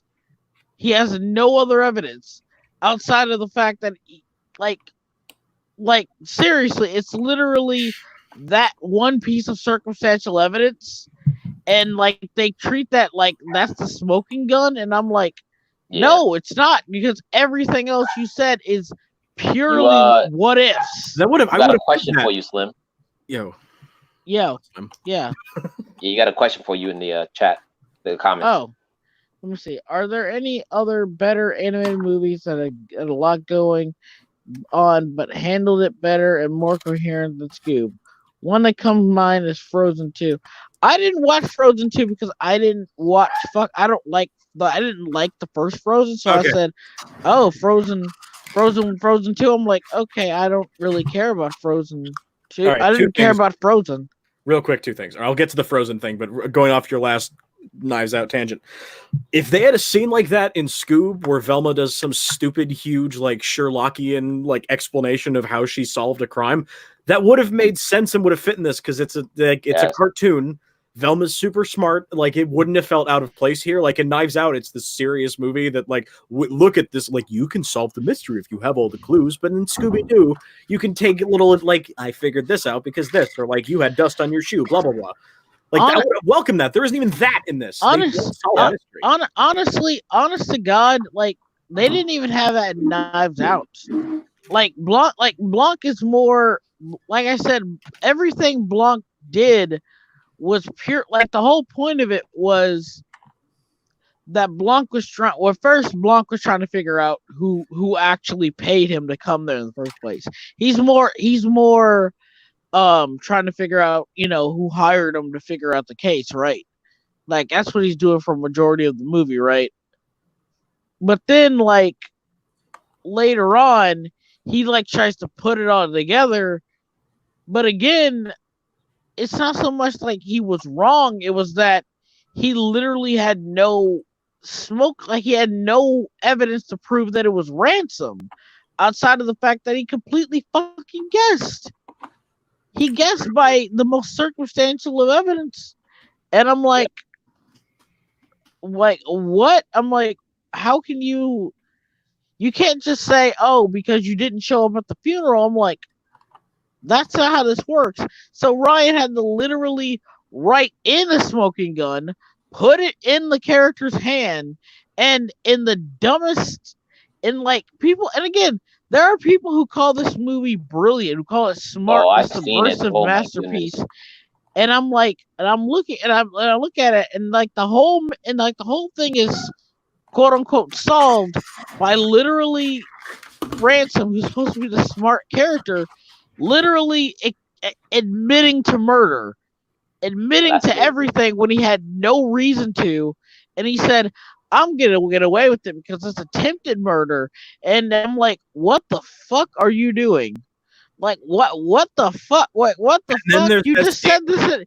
You said this in front of two cops and a detective. And then there's that scene where Chris Evans and his dog are like trying to close the door to hell. Like, what was that, Ryan Johnson? That's so contrived. Why is Michael Shannon playing the Blue Falcon? That doesn't fit at all. I know, sucked. I agree. I still don't understand why people call that movie, like, because I know like a lot of people who are genuinely good friends of mine who have the same taste in movies that I do, who said that Knives Out is a good movie, and I'm like, it proves that Ryan isn't a hack, and I'm like, no, it's solidified that he's a hack. What the heck are you talking about? Dumbest movie I've seen that year, and it thinks it's so smart. I'm still avoiding that. I don't want to deal with anything. It's not worth it. It's not terrible. It's not worth it. It's not bad. It's not bad, but it's one of those movies where you're like, if you spent $6 on it, and then you actually analyze it, it's nowhere near as clever as it thinks it is. And I think that's Ryan's entire. I think it like summarizes Ryan as a person. He's nowhere near as clever as he thinks he is. He's nowhere near as smart as he thinks he is. And people and I think like he's a lot like Shyamalan, where people think that because he did something they didn't expect. They automatically confuse that with brilliance. Everyone confused subversion with brilliance nowadays. Like, whoa, ho, ho, you got subverted. That must mean no, it's great. no, like I'm dead serious. One of the things that they push in this movie was like, it turns out like Marta didn't actually poison the guy. It turns out, but you know how they justify it? They say, because at the end of the day, like Marta, the maid, right? She's kind of like the main character in the movie. And they're like, oh my god, like Marta, you didn't actually poison Ransom. You didn't actually poison Harlan, whatever. And it's like, okay, well, how come you did? Well, first of all, it's not so much like you poisoned him. It's more like he potentially OD'd, which is very different. You don't know, so it's not even really poison. But even then, it's like, you didn't actually poison him because you were too good of a nurse. You instinctively got the right bottles. I'm like, no. Any nurse will tell you, you're supposed to read the bottles and figure out which dose to give. What she did was extremely incompetent. Ana de Armas would make a decent live-action Velma. Yeah. I like her. Yeah. She's short. She's got that like waifish cute thing. Like throw some big glasses on her and like fuck up her hair. Maybe like get a few pounds. Like hot. Yeah. Like hot Velma. I mean, she could have voiced her just fine, I guess. Yeah, I mean like that, but like I'm saying, I'm alright with it. Anyway, this is a Scoob discussion and everybody fucking left. Okay. Not yet. I'm trying to. You're blowing my mind with this Frozen 2 thing because I'm really trying to think. Has anyone here seen it? I have not seen Frozen 2. I've heard some plot details, and that's it. All right, I'm gonna spoil the shit out of Frozen 2, or at least I'm gonna spoil the general thing about it. Because Frozen, I'm kind of with you, burning E-word, Exeter, or Easter, Ex-Easter, because like Frozen 2. He's not watching anymore. No one's watching. Oh, no one's watching. Ryan Johnson scared everyone away. Oh, we got somebody back. Somebody watching. Oh, damn. So, Frozen 2, you've seen the first one, and the first Frozen is fine. Like, that's also pretty cool. Like, it doesn't do anything special. Like, you can tell that they didn't really they didn't expect it to be as massive as it was, because it feels like a C- Disney effort. Like, oh, this is an okay enough princess movie. The song is nice. We can move on and do the next one. But like then it made $1 billion and everyone loved that song so much that they were like, oh shit, I guess we're doing more Frozen now. And like every attempt they've done to make the lore like bigger or like increase the world has fallen totally flat. Like there was that one short that no one saw, and then there was that Olaf Christmas special that played before Coco that was like a half hour long. And everybody hated it. Which is still funny. But no, so Frozen 2, they go completely fucking insane. That's their solution to Frozen being kind of boring. Like they add bits of stuff to the lore. Like there's these other elements that represent all of the other things. Jenny, you're everything to me, and you know it. Like she's the spirit of this, and then there's a salamander who is the spirit of fire, and then there's big rock giants who are the kings of rocks, and they just keep piling shit on, and eventually you just kind of give up. Like it's ridiculous, but after a while you're like okay. Like, what? This is happening too.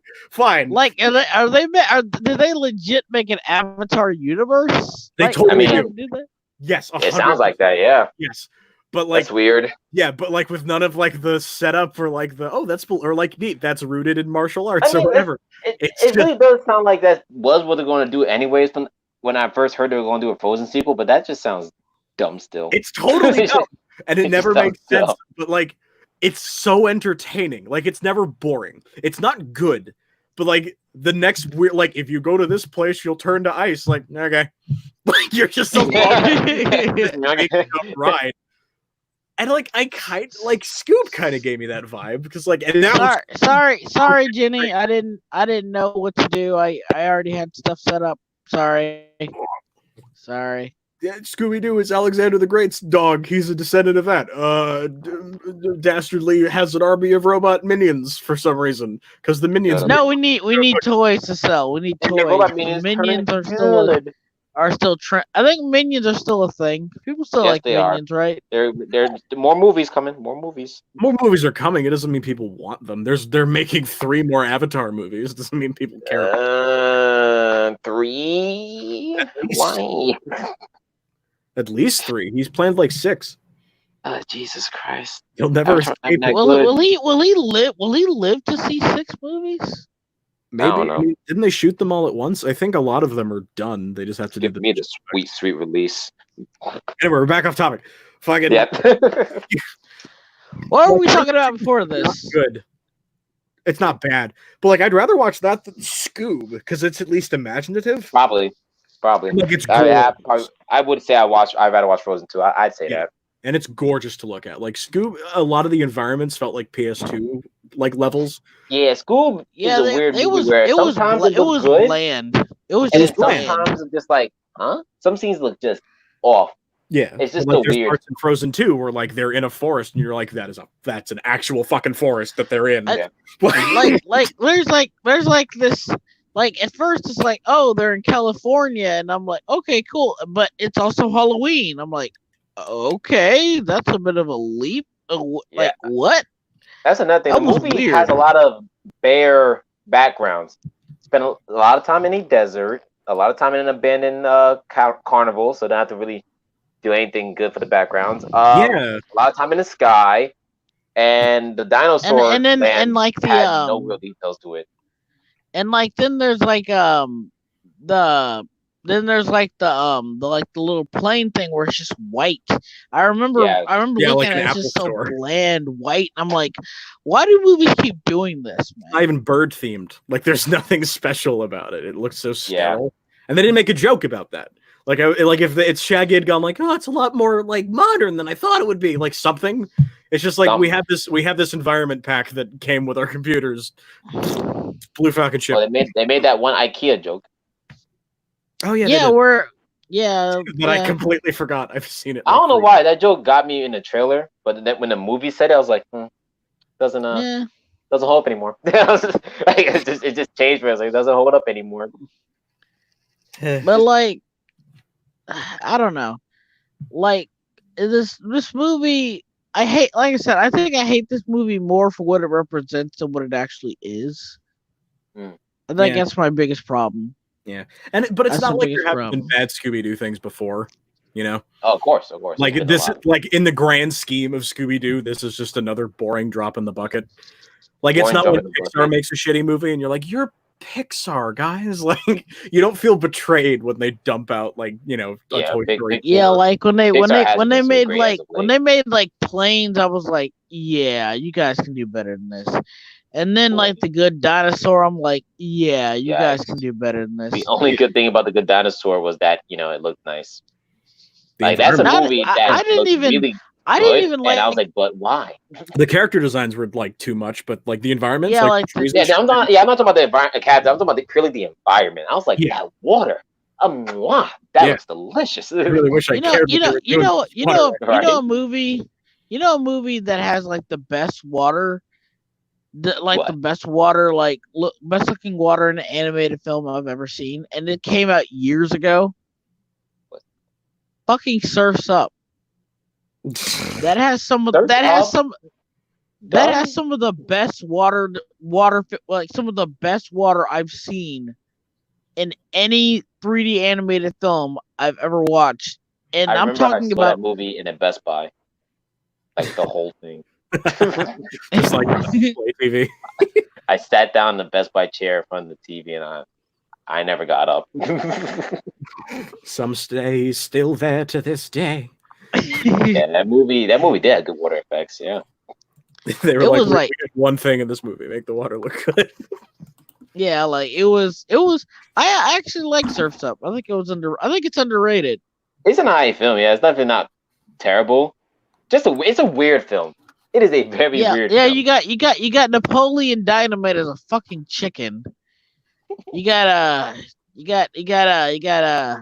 Shia LaBeouf was in that, right? Yeah, Shia LaBeouf as a penguin, and the way it's shot he is was also filmed weirdly not weirdly, but the way it's shot too is different from most animated movies. Oh yeah, it was like a Yeah. it was like a mockumentary. it right? was Yes. actually Yeah. it was like called as if someone had a GoPro in their head and they were following the penguins. Yeah, like that's the thing that made it unique. Like for the time being, like it was an artificial camera, right? Like nowadays in animation that wouldn't be a big deal, but back then, like 2007, that was actually pretty impressive. Yeah, like how they made the entire focus issues and stuff.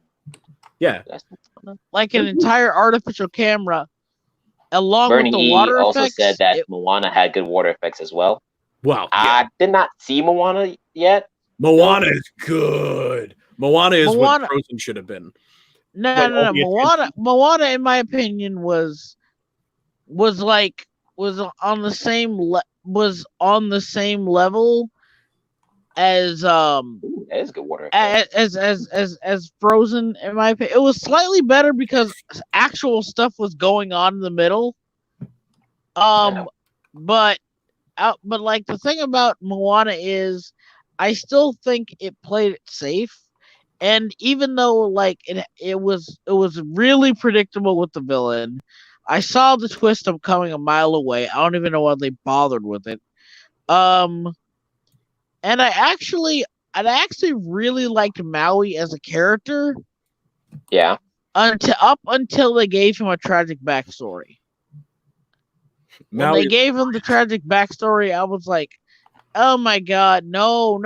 Just have the moral be, you should be a hero because it's the right thing to do. Not because you have to prove yourself as you can be better. You're not worthless, you're not useless. I was like, no, don't do that. He messed up, right? In the movie, he fucked up.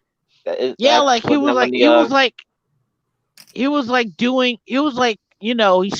the heart. Place, yeah.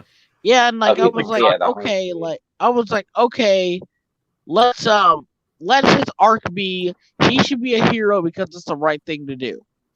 That would have been way better and way more interesting if they went down that route. But it's like, no, he has a tragic backstory and he has to prove himself to people, and I'm like, no, because that's not as interesting. And he just leaves because reasons, and I'm like, oh my god, it could have been so interesting. He left because he's been selfish this whole time, and at the end he learns to be. He left because he couldn't beat her, and he's like, "Oh, can't beat her, gonna leave," and then he just comes back. Yeah, because he becomes a hero. That I like that. Maui had an arc, unlike everyone else in Scoob. But like I guess I don't know. I think like it would have been a better arc if they didn't like try to ham fist the whole. Oh, like it was the same thing with like Eugene from Tangled. Like you could have just had him just become a hero. You know, you better not be talking shit about Tangled in my presence. No, it's a good movie. It's a good movie. I love me some fucking Tangled. I want to get into the show too. That's how much I like the movie. Yo, the show is great. Can we do a whole show about it yet? I've never watched it. I only saw a few episodes of the first season, and it was a lot better than I expected it to be. Oh, and it gets better, dude. I love me some Tangled. Can we just do that? Can we just restart the whole thing and fuck Scoob? Let's talk about the Tangled. The Tangled movie. I didn't watch the whole. Welcome to Tangled cast. Bitch, you better not be taking this over. Hold on a minute now. Welcome to Tangled cast. We're all gonna talk about. No, but seriously though, like I gotta say, like I think Tangled and Princess and the Frog are way better movies than. Oh, absolutely! I do love Princess and the Frog. I love Princess and the Frog too. Love it. Yes, I like that a lot too. Because but Frozen feels so like safe and whatever. Like this is an in between princess movie. Like, and then we'll make actual good stuff. I'm not saying Moana's bad. I'm just saying like, I just think like Maui's art could have been like better than oh well, he's sad because he was abandoned as a kid, and I'm like, okay, yeah, okay. I mean, it's more than this. Like, what's JC Green? Bernie E. Actually called you crappy dude. I know. Can you like hear me click and try to change my name on this somehow? Like, it's too late. Nah, it's too late. You're crappy dude. I will literally find a way to make sure that every stream you're on here, if you're ever on my streams again, I will make sure every time you come on here, you will be known as crappy dude. I will find a way. I will find a way to make you crappy dude. They also brought up Wreck-It Ralph, which is a movie I adore, Burning E. Yeah. Wreck-It Ralph to this day. To this day. Touches my heart, my soul. That's where I live. Wreck-It Ralph 2 is shit. Absolutely. I don't want to get there because we don't talk about that one. The movie is very disrespectful. We gotta get Squid Ink for that one. If she ever comes, if it ever gets big enough to come on here, we'll get Squid Ink. She will tear that movie. She will tear that movie a whole one. I'd pay to see it. She hates that film. We all do rights too, because that movie just. Yeah, oh boy, none of those characters are the same from the first film. Yeah, no. Like Penelope's the same character. She's just awful. Just awful. But like awful. Ralph's completely rewritten. I can forgive Ralph. Ralph is just bad writing. Bad writing. Same self-sacrificing man. I mean, when it comes to self-sacrifices, Ralph had almost one of the best. Absolutely. And now he's this loser. He's this bumbling idiot. Which I hate even more because, like, in the first Wreck-It Ralph, he's not an idiot. Yeah, like in the first Wreck-It Ralph, he's played by it's John C. Reilly, so you expect him to be this bumbling idiot, right? But it turns out he actually played a pretty down to earth guy. He's a relatively the only bumbling idiot thing about Ralph was that he was massive. That's the thing they play on the first film. He's clumsy because of his size. It couldn't help it. He's not clumsy because he's actually clumsy. He couldn't help it. He's big. Wherever he touches, he could break if he doesn't be gentle. That's where the first movie played on right. This, he's just a meathead. Part 2, he's just a dumbass. Too much focus on princesses too in that. Like that was completely pointless. Yeah, it wasn't just a one-off joke. They actually saved the day. Okay. Yeah, and then Penelope was like the worst. I hated everything about very unreasonable to Ralph, to the people in their own game. I'm just like, where's all this come from? Because she's learned something at the end of the movie. She's learned friendship and shit. That's the vibe I was getting. Thank you for this. That's totally right. Because I'm trying to place why I hated all of the Hanna-Barbera references in Scoob, and that's what it felt like. Like the Wreck-It Ralph 2 stops so that they can go and enjoy other Disney movies for like a half hour. Exactly. And it just feels like, weird. Hey, look what else we have, right? Wow, look at all the properties. Look at my monopoly. I mean, business decisions. And Scoob Star Wars thing, but it's like no one gives half as many shits about Adam Ant as they do about like the least Disney character. And the problem, at least with Wreck-It Ralph 2, right? When they're showing off the properties, kids know Star Wars. They know Marvel. They know all the shit they're showing off. A lot of kids these days barely know any other Hanna-Barbera other than Scooby-Doo, maybe out of a handful of people, but Adam Ant? What kid knows Adam Ant? The kids don't know about that. What kid knows about Jabba Jaw? Don't know about that. You know what would have been really cool though? Like I would have given would have been really cool if if they had more relative if they had more stuff like one of the background songs could have been like the Jabberjaw song by Pain. Remember that played? Oh yeah. Oh man, that song was awesome. And you could have played played that in the back, play that in the background at one point. Yeah, they're marketing to the wrong people. Because people are choices could have been better in this film in general. Because I'm assuming we're all 20s, right? Early mid 20s. Yeah, I'm 20. I'm 20. Yeah, we grew up with Boomerang and junk. Like, Yeah. so, like we do. Great. I do know about the Laugh Olympics. I do like these. That's why I know these guys. Like, market this to us. Don't make it a kids movie. Make it like have it. It's like we grew up with it, sort of. Like, have references to the Boomerang era of these characters, and we'll be all in, because at this point, like, people our age or people who grew up with Boomerang have kids of their own. So if they're like, hey, check out this Boomerang the movie, we'll be like, oh, bitchin', kid, you're coming with me. And that's the thing too. I realized Warner Brothers had been slowly trying to really revive Hanna-Barbera. They've been trying. They tried with the DC comics, even though those are edgy garbage. Some of them are. Some of them, because I know, just Scoob with edgy garbage. Flintstones is weird with this whole World War aspect. And that's great. No, I will stand by Flintstones forever. I love that fucking comic. That was weird. If it's for you, genocide, Barn. Like, oh my god, it's so. The Johnny Quest one was cool. Johnny Quest to do this. Have you guys seen Venture Bros? Yeah, I've seen My Venture friend Bros. has told me to start that. I've only seen the first couple episodes. Watch Venture Bros. It takes the piss out of all of Hanna-Barbera, all that cheesy, stupid stuff. And it's like this dark, cynical take on it. But it's like it works so well. It's like grown up. Like, it's a funny version of it's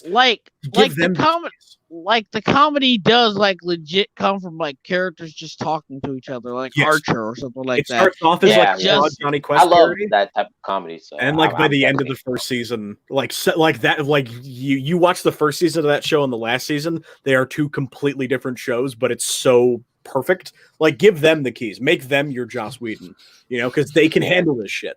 They have that perfect mix of like, remember this dumb cartoon from the 60s? Haha.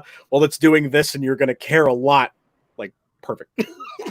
Instead of whoever the hell and what's his nuts who wrote this and allegedly directed it. Like, I don't even know any of these people. You need a thing with a vision. You need someone behind all of this. That's why the DC universe failed, because they don't have like someone with a vision behind. I mean, they had Zack Snyder. It's just that his like vision I said, they don't have someone with a vision. Well, hey, we're getting the Snyder cut, so I'll check. It's happening. I cannot wait to watch the Snyder cut. I want a Snyder. I cannot wait. I'm gonna go see it because like I'm like at this point, like at this point, what I really need to see. Like I doubt it. I know it's gonna be a train wreck. But considering that this is something people asked for a very long time and they finally listened to them, I want to see this dumpster fire for what it is. Seriously. I want to see this. I want to see it. Yeah. And I do understand like the whole Zack Snyder, like he deserves to have his vision seen and stuff like that.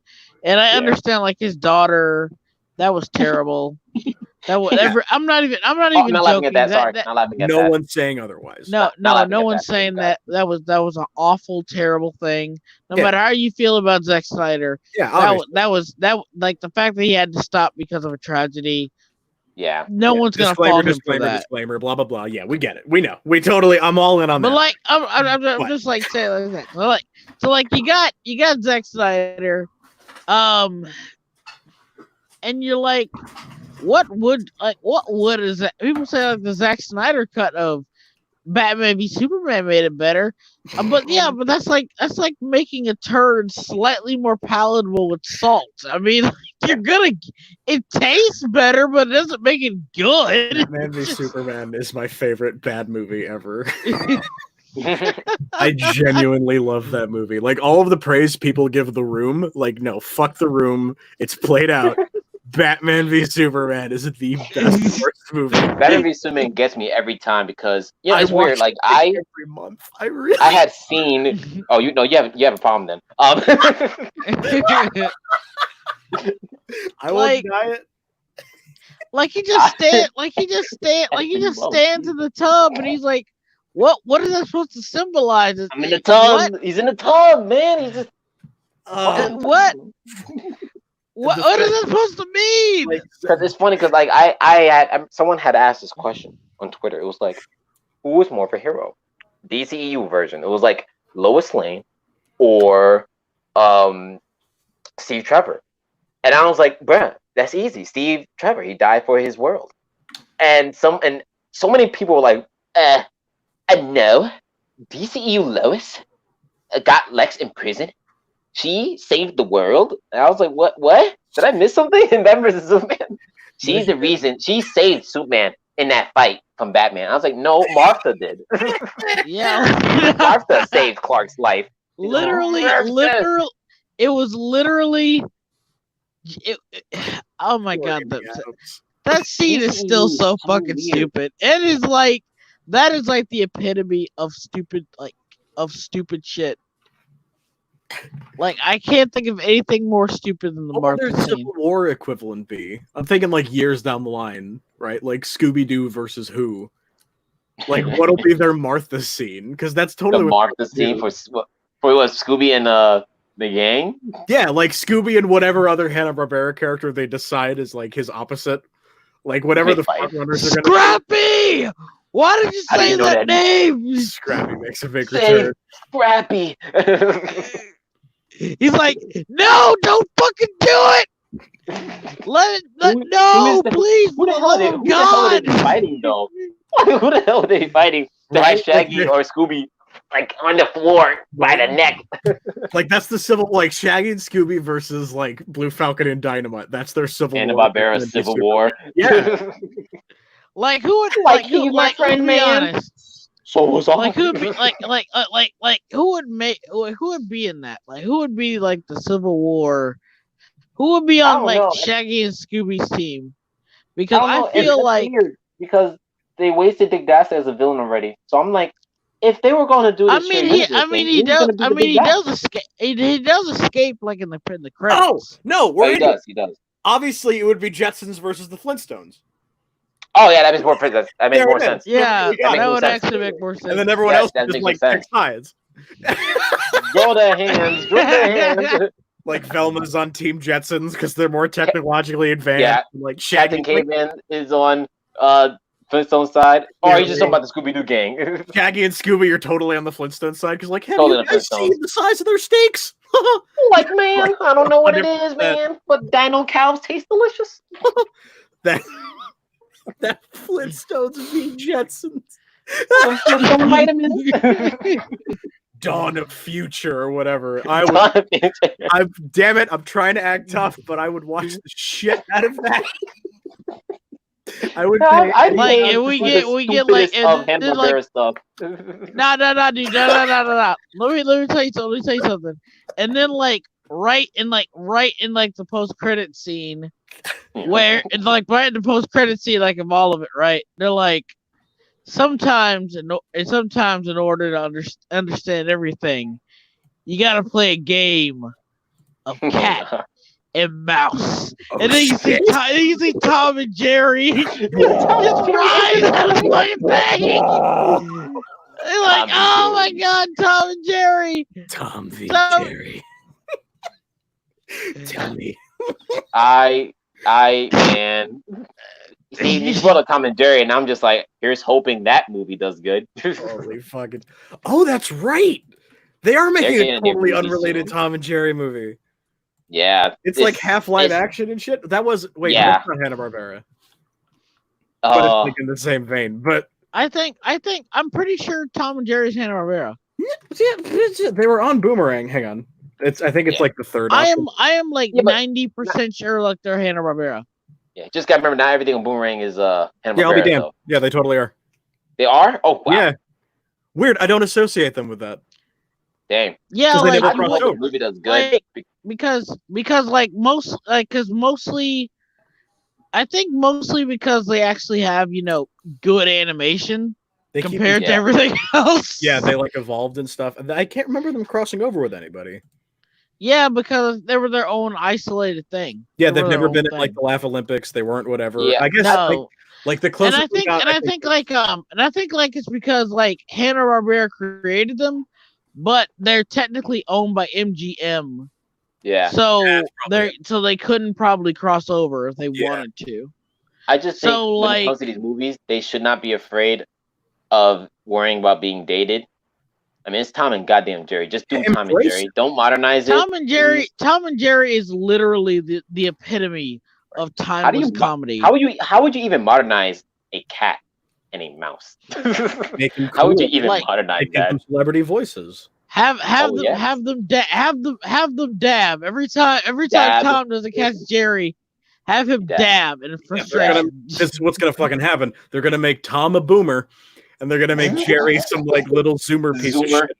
Little zoomer asshole. They're gonna have Jerry flossing. They're gonna have Jerry flossing. I bet you. 600%. Oh my god, they're gonna do it. Like bad and not good at all. Yeah, totally, 100%. It's gonna be Jerry flossing, and then what else? They're gonna have. What else they're gonna do? They're gonna fucking because like they have to do something like to discuss socio-political something. What's a dated trope? Oh, they're gonna do something with has to relate to a cat mouse with the black woman because they're gonna do something with the black woman and address it or something. No, Tom is gonna go at some point. I'm gonna build a wall. I'm gonna make Jerry pay for it. He's bringing the worst. He's taking all of our cheese. Oh, the cheese. Or better yet, just like oh my god. Yes. And then you're gonna Jerry's gonna like visit his cousin Speedy Gonzalez and like, hey man, just the greatest. Oh, you got another question, Slim. What is it? I should make Tangled be the topic. I could talk for 6 hours about Tangled the series. I don't think anyone would want to hear me. If it was to do Tangled, I think we should just leave it at a Disney movie discussion. Then, if that was to be the case, talk about the fucking Kingdom Hearts level for 6 hours. Like, don't get me started on Tangled. Don't even start with the Kingdom Hearts. I hate it. Kingdom Hearts 3 was like the biggest disappointment I had last year. Yeah, they really pulled the I was a good guy shit with Xehanort, and I was like, "You're not that ass, right?" Oh, I never in my life got tight. I was like, "No fucking way." I was like, when I got to that point, I was like, "No fucking way." Fuck you. Fuck you. This man was like, "Listen, dude, I was just trying to go back in time with Kingdom Hearts and guard the light." Going down. I'm like, fuck you. That's not what happened at all. That's not what happened. And then you got like the only levels I liked in Kingdom Hearts 3 were the Toy Story level. The Toy Story level was actually really good. I liked it. That was actually a good level. Toy Story 3. I just seen every cutscene because I was addicted to wanting to know what happened and I couldn't afford it at the time. So I just watched everything. Yeah, it's actually a really good level. It's actually like a big toy store. And it's actually what I liked about it, and what I also liked about the one thing I like about Kingdom Hearts 3 when they did the Disney levels was this is one of the first few times I will say they did this where they didn't just redo the movies and they felt like add-ons or continuations. Big Hero 6 level was straight up Big Hero 6 2. That plot they could legit use that plot for Big Hero 6. It's actually canon. Like said multiple times that's canon. I don't know because they have a TV show too, which is actually pretty okay. I saw the TV show was okay. The guys who did Kim Possible did the TV show actually. Okay. I haven't touched the TV show yet. Yeah. I've only seen like snippets. It's something special. It's something special, but it's okay. But here's the thing: Big Hero 6, Big Hero's like the thing about it is. I actually think the opposite for here's the thing I do think that's not what happened with any of the Kingdom Hearts games. They've never actually stuck to the story. I don't think they've ever really done that ever. I think they've always taken it in a new direction or done something new or different. Yeah. But I think in Kingdom Hearts 3, I just couldn't get invested for some reason. I don't know what it is. I didn't like the Frozen one. I hated the Frozen level. I didn't like the Frozen one. I didn't like the Tangled one because they didn't do anything cool with it. Like the Tangled one, I think what hurt the most. It really did feel like they were just background casters. It was like the movie itself. I didn't play. I was just watching like the gameplay and cutscenes. Yeah, all right, you gotta play it. You can't just watch the cutscenes. Yeah, I was like the cutscenes. Honestly, I was like, it's just they're there. I guess you just watch the cutscenes to any Kingdom Hearts game. You're gonna be lost. Don't even. Yeah, like, I don't know how the hell we got on Kingdom Hearts. No, this has to be its own thing. We're talking about Scoob. Goddammit, we got. I know we're bored as hell of Scoob. That's true. Now every fiber of our beings is like, let's talk about anything else. Anything else? Scoob, you had your shine. Okay, yeah, okay. So, what else do we not like about Scoob? Anyway, like it's bad, but it's boring. Like that's its biggest crime. That's the worst part. You can never be bad shit. and it's too much shit, but it's boring shit. Yeah, it really is just that bad. Like that's the worst kind of bad too. But bad, like you can be bad, but at least entertaining. But being bad and boring is just straight up sin. Yeah, it's so cynical. Like, oh, they need a Minions clone. Oh, they need to do this so they can set up the Flintstones movie. Oh, they got to do this because they could sell a toy of the planes. Like it's just this thud. I'm kind of like, it deserves to not be in theaters. Like the fact that it is. Yeah, I'm glad it wasn't in theaters. It's just now another crappy direct-to-DVD Scooby-Doo movie. I don't think it did as good as like the Troll sequel. It did not. I don't know. They're not releasing the numbers. That bothers me. I know Trolls at least, is enjoyable for kids to watch. My little brother can't get enough of Trolls. Oh my goodness, he can't get enough of that damn movie and that damn cartoon. Trolls definitely made enough money to make an impact for people to talk about it. But Scoob, I don't hear people talking about like Scoob in terms of like monetary success. So I think it may have bombed. Some people want to forget about it, like I do. About it.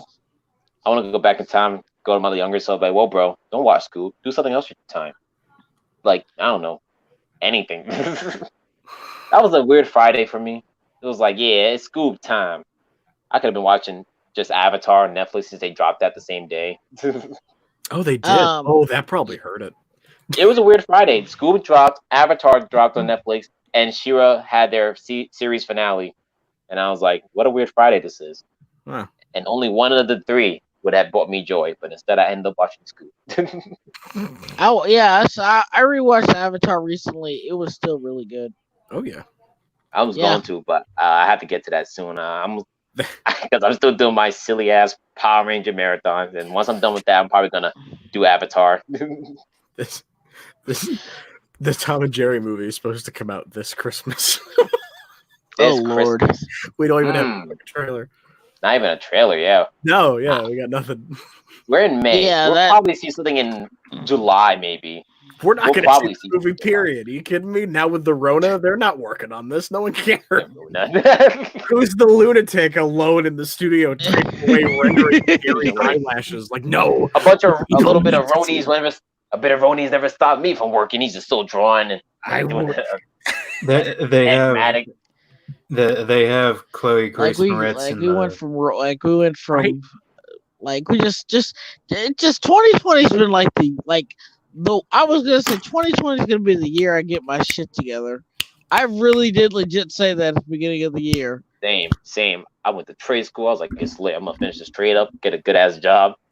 And then Corona. And now I'm just like, man, It shit really went downhill fast. God damn. So fast. And I'm like, why is everything getting worse? Scoob didn't make it getting worse in a time where no one has anything better to do. Like that really. Scoob was supposed to be my escape. Scoob was supposed to make me happy, but I didn't end up happy. I ended up disappointed. We've been in our house for like 4 months, and it's like, oh yeah, Scoob happened. I saw Klaus the other day for the first time. Klaus, I love them. You watched Klaus in May? Yeah. I don't know what better to do. In May. Yeah, how'd you feel about that? Did it give you the Christmas spirit? Hey man, I was trying to feel better. Hey, it's 100 degrees outside. Lauren said, can we hear him? No. Can't hear at all. What? Can you guys hear? Darkside's trying to join in. I can't hear him. Maybe it's a mic problem? Yeah. Here's the thing. I'm going to like you got how long do you guys wanna how long do you guys want to stay on here? Because I like, because if you guys want to keep talking, we can keep talking. But like, I think we finished up on Scoob. I think we said all we had to say.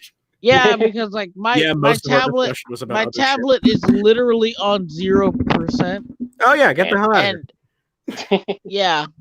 So like, yeah, that was fun. Thanks guys for coming. We'll talk later. That was the Knives Out podcast. Thanks for dropping by.